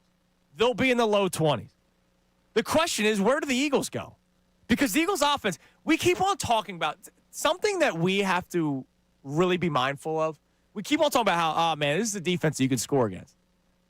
For who? Who are we talking about? Are we talking about good offenses? Are we talking about mid offenses? Because the Eagles' offense is not good or mid. They're toward the bottom. So when we talk about the Bears' defense is a defense you can score on, the Cowboys' defense is a defense you can score on, are we talking about the Eagles or are we talking about offenses in general? I think this is a perfect matchup for not having any context, right? You see 2 8-3 teams, and you're like, wow, this is a great game between the Bears and the Eagles in Philadelphia, 2 playoff teams, and the Bears' offense looks much better by the numbers that you listed out. But in context, one team's played nobody. One team's played everybody. So you got to live with the eye test a little bit more with this matchup because the numbers will tell you the Bears are just as good, if not better, than the Eagles this year. And the gut feeling, eye test, vibes, whatever you want to call it, will tell you, at Vegas, will tell you that the Eagles are the significantly better team. So the Bears are not the Chiefs, Rams, Bucks, Packers, or Lions. I don't believe they're any of those teams. But against those teams, the Eagles have scored 20, 33, 31, and then the last couple, 10 and 16. I think the Eagles are somewhere in the middle where they could score 24 points against the Bears, but is that great? I'm not even looking at it that way, and I understand why you are. Like, I don't think it's a crazy way to approach the game, but against the Chiefs, Rams, Bucks, Packers, and Lions, the Eagles are 5-0. Like, that's what it comes down to. I'm not looking for this team to cover anymore. I do not give a damn I about understand, that. but, like, again, the reason why we have talked about the offense the way that we have this year, despite those wins that you mentioned, at some point it's going to bite him in the ass. And it bit him in the ass last weekend. Yeah, absolutely. The Dallas Cowboys, because you could not close out the game, were able to come back and win. And that's the Dallas Cowboys, a team that we laugh at. But the ass biting is not happening tomorrow. It's not happening on Monday night against the Chargers. It's certainly not happening against the Raiders at Lincoln Financial Field. It's not happening in either game against the Commanders. Like, I would say the ass biting could happen tomorrow. We're looking. No, it's not happening tomorrow. If the Bears score 24 points, that could be enough to beat the Eagles. The Eagles' offense is that bad this year. Yeah, but also Caleb Williams coming into the link. Like, dude, I'm telling you, their ass will not be bitten tomorrow. Here's the thing. That's a CT guarantee. I don't look at Caleb Williams coming to the link. I look at Ben Johnson coming to the link. Yeah, Ben Johnson isn't throwing the football. Ben Johnson is not the one getting screamed at by a bunch of liquored up post-Thanksgiving Philadelphians. Eagles are winning this football game tomorrow, but I am not laying 7 points. I think that's ridiculous. No, I'm not saying that, but I will CT guarantee a win. Wow, CT guarantee. Absolutely. I jinxed it. You can all tell me that. All right, coming up next, we're going to do a pick segment for today's Thanksgiving Day games, but we do it a bit differently. We're going to have special guests. Bill Colarulo of Unfiltered. Apparently they get all the prizes in the contest. And Johnny Marks from Middays with Marks will be our guest selectors, guest pickers for the lines in each game, and also the Galloping Gobbler in each game. Before that, I'm going to go through Galloping Gobblers of years past. It's Kincade Salciunas, 97.5 The Fanatic. Now on 97.5 The Fanatic Sports Update. Eagles trying to get the run game going. I'm Connor Thomas, and this update is brought to you by Groundworks, your trained and certified experts for basement waterproofing and foundation repair since 1997. Book your free inspection at groundworks.com. Eagles will be enjoying their Thanksgiving today, but tomorrow it is back to work, taking on the Bears on Black Friday. Nick Sirianni met with media yesterday and talked about still having faith in Saquon being the player that the Eagles acquired last year. We look at how everything looks when they got the ball in their hands. Like, I see the explosiveness, I see power, I see all the things that have made him a great football player. Just have to find ways to get him the ball and get him in space. But the Eagles' run game has not shown that this year, so they got to get things working. Chicago has had trouble against the run. It'll be interesting tomorrow. We'll also keep an eye on Devontae Smith's status as he was out of practice with an injury again yesterday. Flyers rallied from a 2-0 deficit down in Florida last night to beat the Panthers 4-2. Tyson Forrester, the game winner, with 45.2 seconds left in regulation. Flyers are off till tomorrow. Sixers are also off today. NFL's rolling, though. Packers, Lions at 1. Chiefs, Cowboys at 4:30. Bengals, Ravens at 8:20. A great slate of football on this Thanksgiving holiday. This update is brought to you by Mercedes-Benz. Despite wintry conditions and heavy traffic, holidays must go on. That's why Mercedes-Benz SUVs come with the latest safety technology. Find incredible offers at the Mercedes-Benz Holiday Love Celebration. I'm Connor Thomas for the home of the Sixers, Flyers, and Union. 97.5 The Fanatic and 97.5thefanatic.com. MLB free agency has started, and now it's time for the Phillies to get the right pieces to complete the championship puzzle. Keep it here all offseason as we break down every move or non-move the Phillies make. Philadelphia.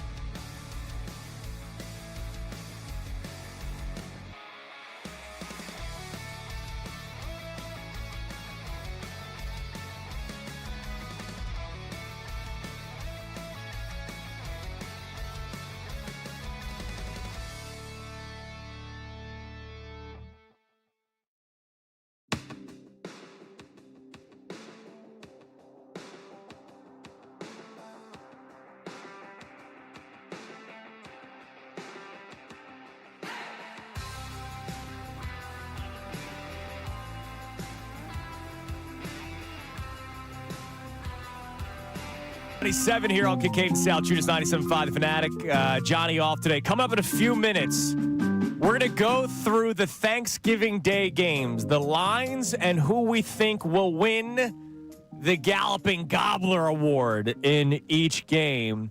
We will have guest pickers. Not only will Connor and I give our picks, but we will also have Johnny Marks, Middays with Marks, and Bill Colarulo from Unfiltered, because I would like to have some representation from each show on this Thanksgiving, because not only am I appreciative of everybody that's a part of 97.5 The Fanatic, but you guys are as well, or they are as well, of everybody. You guys are the reason why the lights are still on in this place. All right, first off, if it ain't broke, don't fix it, right? The Fox went away with the Galloping Gobbler Award in 2016 and then went to the Fox Game Ball, which is freaking boring. Then they went to the stupid Fox WWE Championship belt because they partnered with the WWE.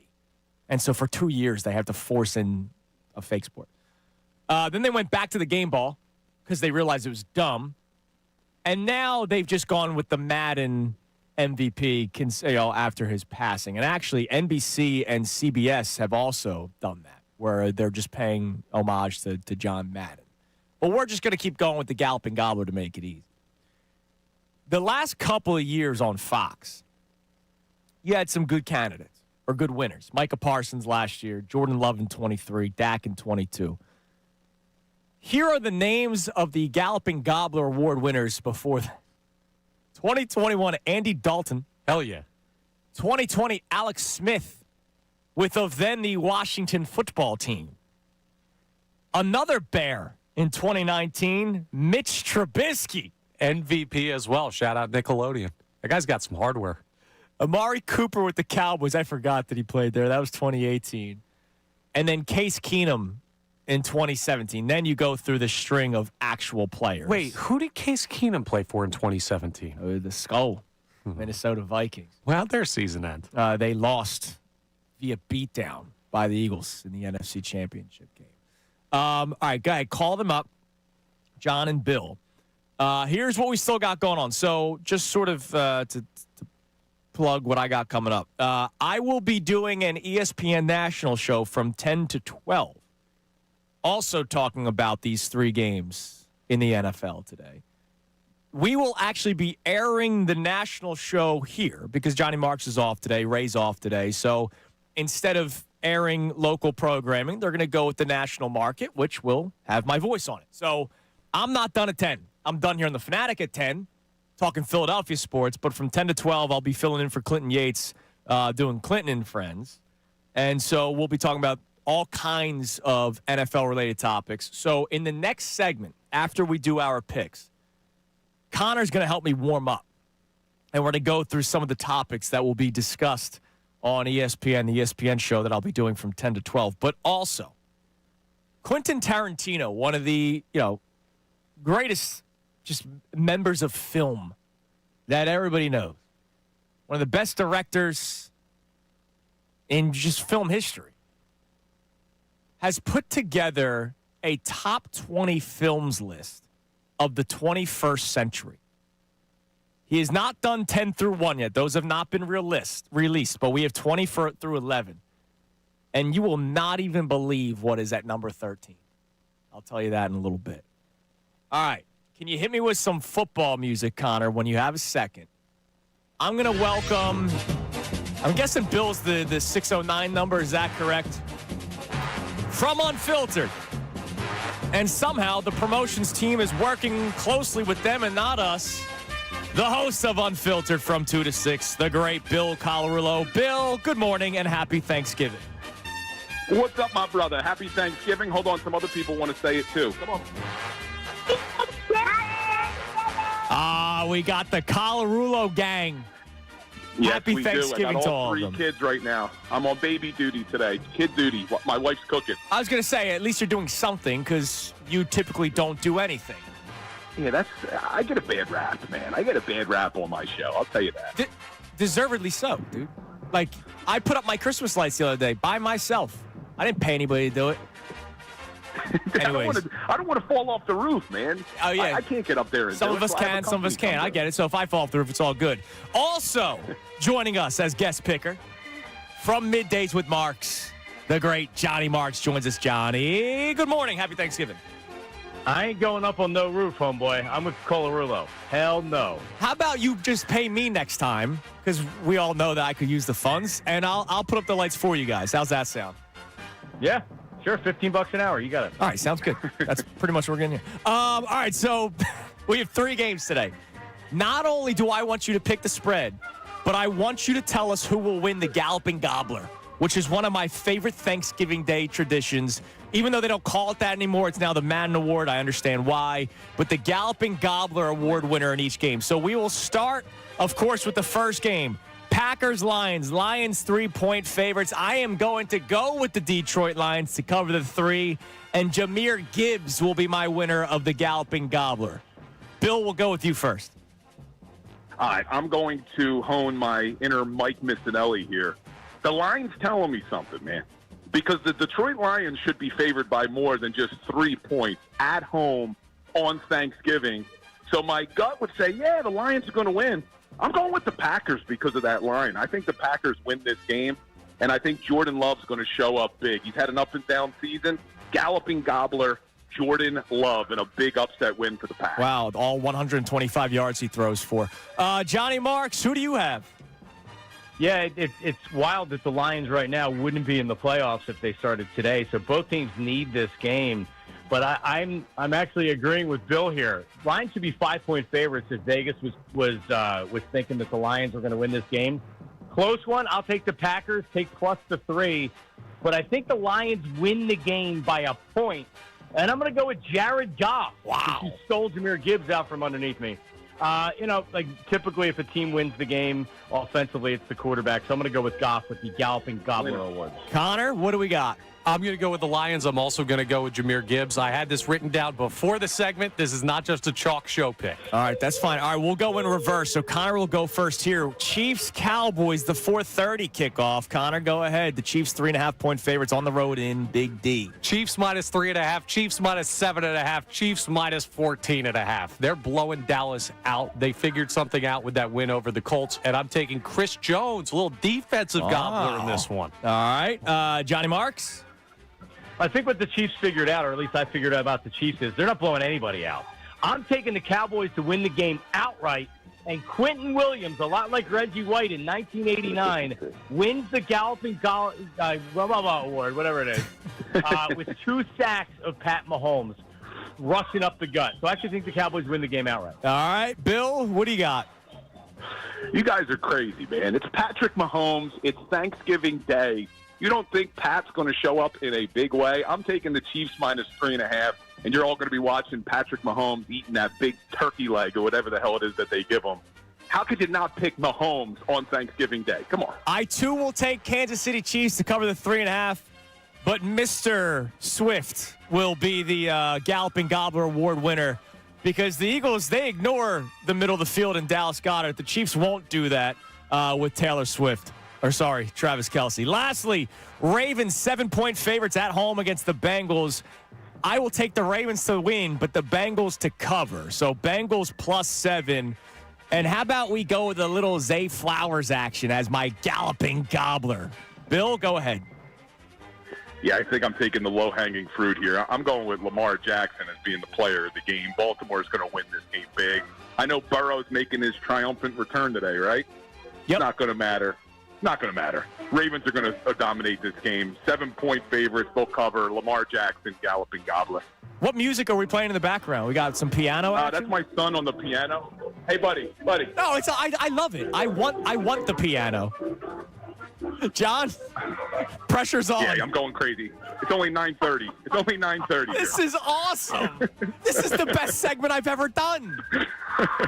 Yeah, I warned you. I told you I was going to have screaming kids in the background. My kids are out of control, man. That's great. You did, yeah. My kids are also running around, and I heard my wife say in the background, it's only 9:30. Guys, calm down. As we watch the Macy's Thanksgiving Day Parade and the Dunkin' Thanksgiving Day Parade, I will take the Baltimore Ravens. And Joe Burrow's coming back. That's a great story. It makes it much more watchable. But I still think the Ravens need to kick it into high gear. They've been winning some games, but they haven't been winning games very impressively. And Lamar hasn't been great. I think Lamar gets great with that bad defense, and we want to thank Al Golden for participating because he's going to get whacked after the season as the Bengals defensive coordinator. Take the Ravens, take the 7 points, or give the 7 points, and take Lamar Jackson to win the award. All right, Connor, with the piano music in the background, what do you got? I love that. We're going to go with the Ravens as well if we had to pick the spread, but I also love the over in this game, 51.5, just to give you something else to look at, and Lamar Jackson gets the gobbler. All right, well, happy Thanksgiving both to the Colarulo family and the Marks family. John, you have to address are you on the air tomorrow? Yes, I'll be 10 to 12 before the pregame show. You have to address something because the YouTube chat is obsessed with Ray Dunn, and I love that. All I'm saying is when I said the Chiefs are in Big D, there's a lot of Ray Dunn comments all of a sudden. I'm going to need you to address this tomorrow, okay? Okay, we'll do. Right. Well, happy Thanksgiving to you guys both. Thanks for coming on, and I'll see you guys tomorrow. Happy Thanksgiving. All right, happy Thanksgiving, guys. All right, see you guys. There they are. There's the Colarulo clan. You know, Frank Sinatra in the background. Bill doesn't do a damn thing around his house. He doesn't do anything. His job is to take care of the kids. He can't do that. And then Johnny Marks as well. So thank you to them both. All right, coming up next. There's our picks. You're going to help me warm up. All right? We're going to the pen here. I got the ESPN shift coming up next from 10 to 12, which will be aired here on the Fanatic, so you'll be able to listen. No YouTube chat during that, I'm sorry. I have topics that we will discuss on the show, and I'll throw them toward Connor to see what he thinks. You guys will see how it's done on the national level a little bit. Also, Quentin Tarantino, one of the greatest directors in film history, released his 20 greatest movies of the 21st century. He's only done 20 through 11 so far. There is no way you guess what number 13 is. It is Kincade Salciunas, Johnny out today, 97.5 The Fanatic.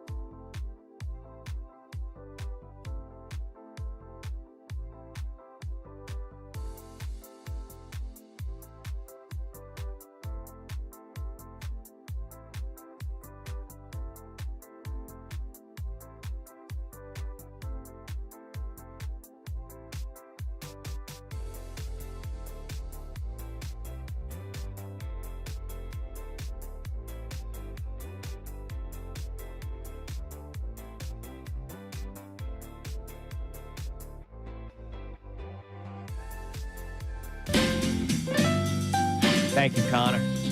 Again, happy Thanksgiving to everybody. It's been a lot of fun today, hanging out with all of you. For those of you who have been able to be a part of the show today, whether YouTube, texting in, calling in, I get it. A lot of you driving around, you're busy today, and hopefully a lot of you slept in today, which I wish I could have.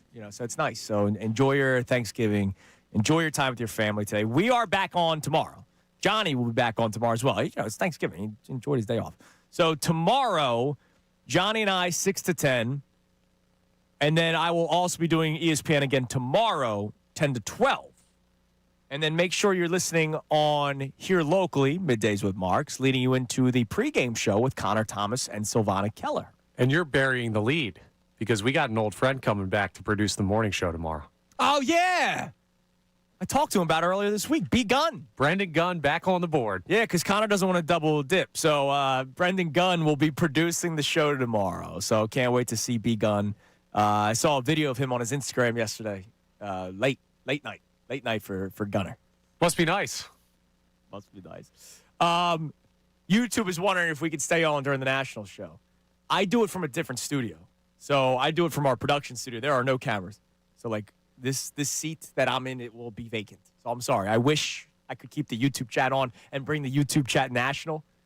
That'd be a lot of fun for the ESPN world to find out some of our, fun friends and what gets discussed, like Ray Dunn when I referenced Dallas, But that, unfortunately, I can't do that. So thank you guys. I appreciate you all. But, yeah, I got the ESPN shifts from 10 to 12. So before I get to that, I got to warm up with you. But real quick, Quentin Tarantino, one of the greatest directors in film history, right? He is doing his top 20 movies of the 21st century so far. He's only released 20 through 11. Now, remember, this is a director. So, his movies are... He watches film differently the way we do. We care about storyline, plot, do you make me laugh, right? That kind of stuff. Yeah. He's got to look at, visuals and all kinds of stuff, right? So at 20, he has Steven Spielberg's West Side Story. In number 19, he has Cabin Fever. I haven't seen half these movies. No. Moneyball comes in at number 18. Oh, yes, sir. Baseball. All right. Let's go. Man, how old is this movie? What is it? I thought it was even old. Oh, man, it's 2008. Chocolat. What? The French movie. Oh, yeah. The chocolate movie. You said it weird. They're basically making love over chocolate half the time. That was a movie where my parents had to turn it off because I was sitting there. I see what Tarantino's into. Rob Zombie's The Devil's Rejects comes in at 16. Mel Gibson's The Passion of the Christ is at 15. School of Rock at number 14. I love that movie. It's a great movie. I'm going to skip number 13. Number 12, Big Bad Wolves. Never heard of it. And at number 11, Battle Royale by somebody named Kinji Fukasaku. Apparently, during the podcast in which he was revealing these, he tore Hunger Games to shreds because apparently it's an exact ripoff of Battle Royale. And so that's why he puts that one at 11. Fair. Number 13, Jackass, the movie. Ooh, I love that. And he did a whole explanation as to why. I'm not going to waste your time, but think about that for a second. A bunch of knuckleheads just doing pranks is good enough in the 25 years of this century that one of the greatest directors in the history of film has them at number 13 for the top 20 movies of this century. You can't argue that it's not entertaining. No, it is entertaining, but would you call that a good movie? If you were to say, oh man, one of the greatest movies of all time. Well, it depends what the criteria are. It's not the Academy. It's Quentin Tarantino as an individual. If you like guys getting hit in the stones, then Jackass is for you. By the way, Dawood says Cabin Fever is very good, so got to check that out. All right, help me warm up a little bit here? Yeah, I got you. All right, so we have some topics that we will be discussing today. Packers-Lions. Who do you believe needs the game more is one of the topics we'll discuss. Packers easily. The Lions have more postseason pedigree, more of that. We've been there before. You can believe in that. And also, I trust that head coach more to at least get them to the postseason. I agree because I think the Packers, and this is another topic, are the Packers a playoff team? I don't know if they make it. I could see the Packers missing out on the playoffs. You want to go galaxy brain with this? Go ahead. When do we start calling Micah Parsons the problem? No, I'm kidding. No, but I'm with you. I don't buy that quarterback, and I don't feel like they have enough to help him out, and he needs help. And Matt LaFleur, we'll see what his future holds. Packers have the Lions today, Bears, Broncos, Bears, Ravens, Vikings. That ain't easy. That is not easy. That's 5 division games in the last 6 weeks, and the one non-division game is one of the better defenses in the NFL. All right, Chiefs-Cowboys. Who needs this game more? I would say the Cowboys, only because I think the lowest NFC team could probably get in with 10 wins outside of division winners. And for Dallas to get there, it'll be tougher. See, it's amazing because, to me, I think more about, like, Jerry Jones. Will be one of my answers. The Chiefs need it more as a team, but Jerry Jones needs it more individually because Jerry Jones traded away Micah Parsons. And what did we all say? Man, if they still had this Micah Parsons guy, that offense is really good. Right. Where are they? Because you've seen what has happened since they added to their defense. Now, let's be real. Jerry Jones doesn't need anything. He doesn't give a damn. He just wants his team to be talked about. Yeah, I get that. Bengals-Ravens. This one's easy. The Bengals topic is, do you play Joe Burrow? Absolutely. I don't. Why not? Talk me through that real quick. What's the point? The point is Jamar Chase is on my fantasy team, and we're in the playoffs. Okay, well, that's all you freaking care about. Because they're not dead, and they're not completely dead. They're dead. They're not. They are 3-8. They're 3 games back. They are not mathematically eliminated. Not even close to mathematically eliminated. So what you do if he's healthy is you put him out there. He could have played last week. They held him out. And you take the shot. And worst case, right? Yeah, he's going to take a shot with his offensive line again. Let's say he does. It's November, what's today, 27th? Yes. Let's say he gets banged up again. Then you shut him down, and he's perfectly fine for next year either way. But you take your shot at this year, and you make that call later on in the season. He's just a player that I think they love him, but I don't think they care about him. Like they don't give him an offensive line. Yeah, well, he's not Carson Wentz with Kevin O'Connell. That's why he gets hurt all the time. Yeah. And they're going to rush him back. I get it. He probably wants to play. I don't blame him for wanting to play. If they're not dead, you play your guy. If we were the Eagles and it was Jalen Hurts, we'd want Hurts out there. Well, we'll see how Tanner McKee looks. It's amazing. So last week, there was talks of him potentially playing against the Patriots. They held him out one more week, and the Patriots won. If the Bengals were able to win, which they actually did play them pretty tough last week, if the Bengals won, then you go, all right, well, 4-7. Now you're only 2 games back. But when they lose another one, by the way, the only reason why, I guess to your point, that they're not mathematically done, they play the Ravens today, and they play them on the 14th of December. Yeah, you beat them twice. You're right back in the mix. Right. Which is possible. I mean, the Ravens haven't been bulletproof this year. Here's the other thing, right? Just to take it national, because we're doing national warm-up. America needs Joe Burrow to play this game because we need this to be a fun football game. You got 2 really good ones, and this could be a stinker you heard, if it's not Joe Burrow. Johnny Marks say it. Like, the Ravens have not been great. Despite them being, my pick to win the division, and they've now taken the lead at 6-5. The Ravens, putz around in games. And, yeah, they could score points against that Bengals defense because it's wretched. But the Ravens, it's not like the Ravens their offense hasn't been great this year. Right, but you have 2 really fun football games, and then if Joe Burrow doesn't play tonight, that's kind of like a why are we watching this? If he does play, which he should, then you get another great football game, and it turns into a great slate for the NFL. So just general football fans should want Joe Burrow to play. By the way, somebody wants you to put the hat on normal because you aren't 14. Dope. That from Catch XRP. Yeah, okay. So happy Thanksgiving. Yeah, if I put it on normal, it hits the microphone. I like to wear my hat forward, but the bill hits the microphone. It's Thanksgiving. We should, just be nice to people. It's are you dope? Put the hat on right, dope. What are you going to do?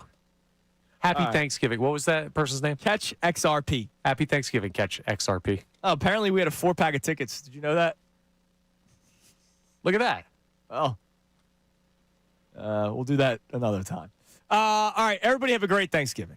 Thank you all for being a part of the show today. Thank you for being a part of the show every day, right? For those of you who were a part of the show today, I would imagine you are a part of the show every single day. I appreciate Sean Rodman for coming in this morning, running both our YouTube and our, associate producer role in the back there. I was able to strong arm him getting here. Not Sean, but other people. So I'm glad that Sean was here. Connor, great job as always by you. You'll be back at it tomorrow on the pregame show. So enjoy yourself. I'm now going to a different studio, and I'm doing ESPN Radio, but you'll hear it here on the Fanatic. So everybody have a great rest of your day. Happy Thanksgiving. I love you all, and I'll talk to you in 5 minutes and also tomorrow here on the Fanatic.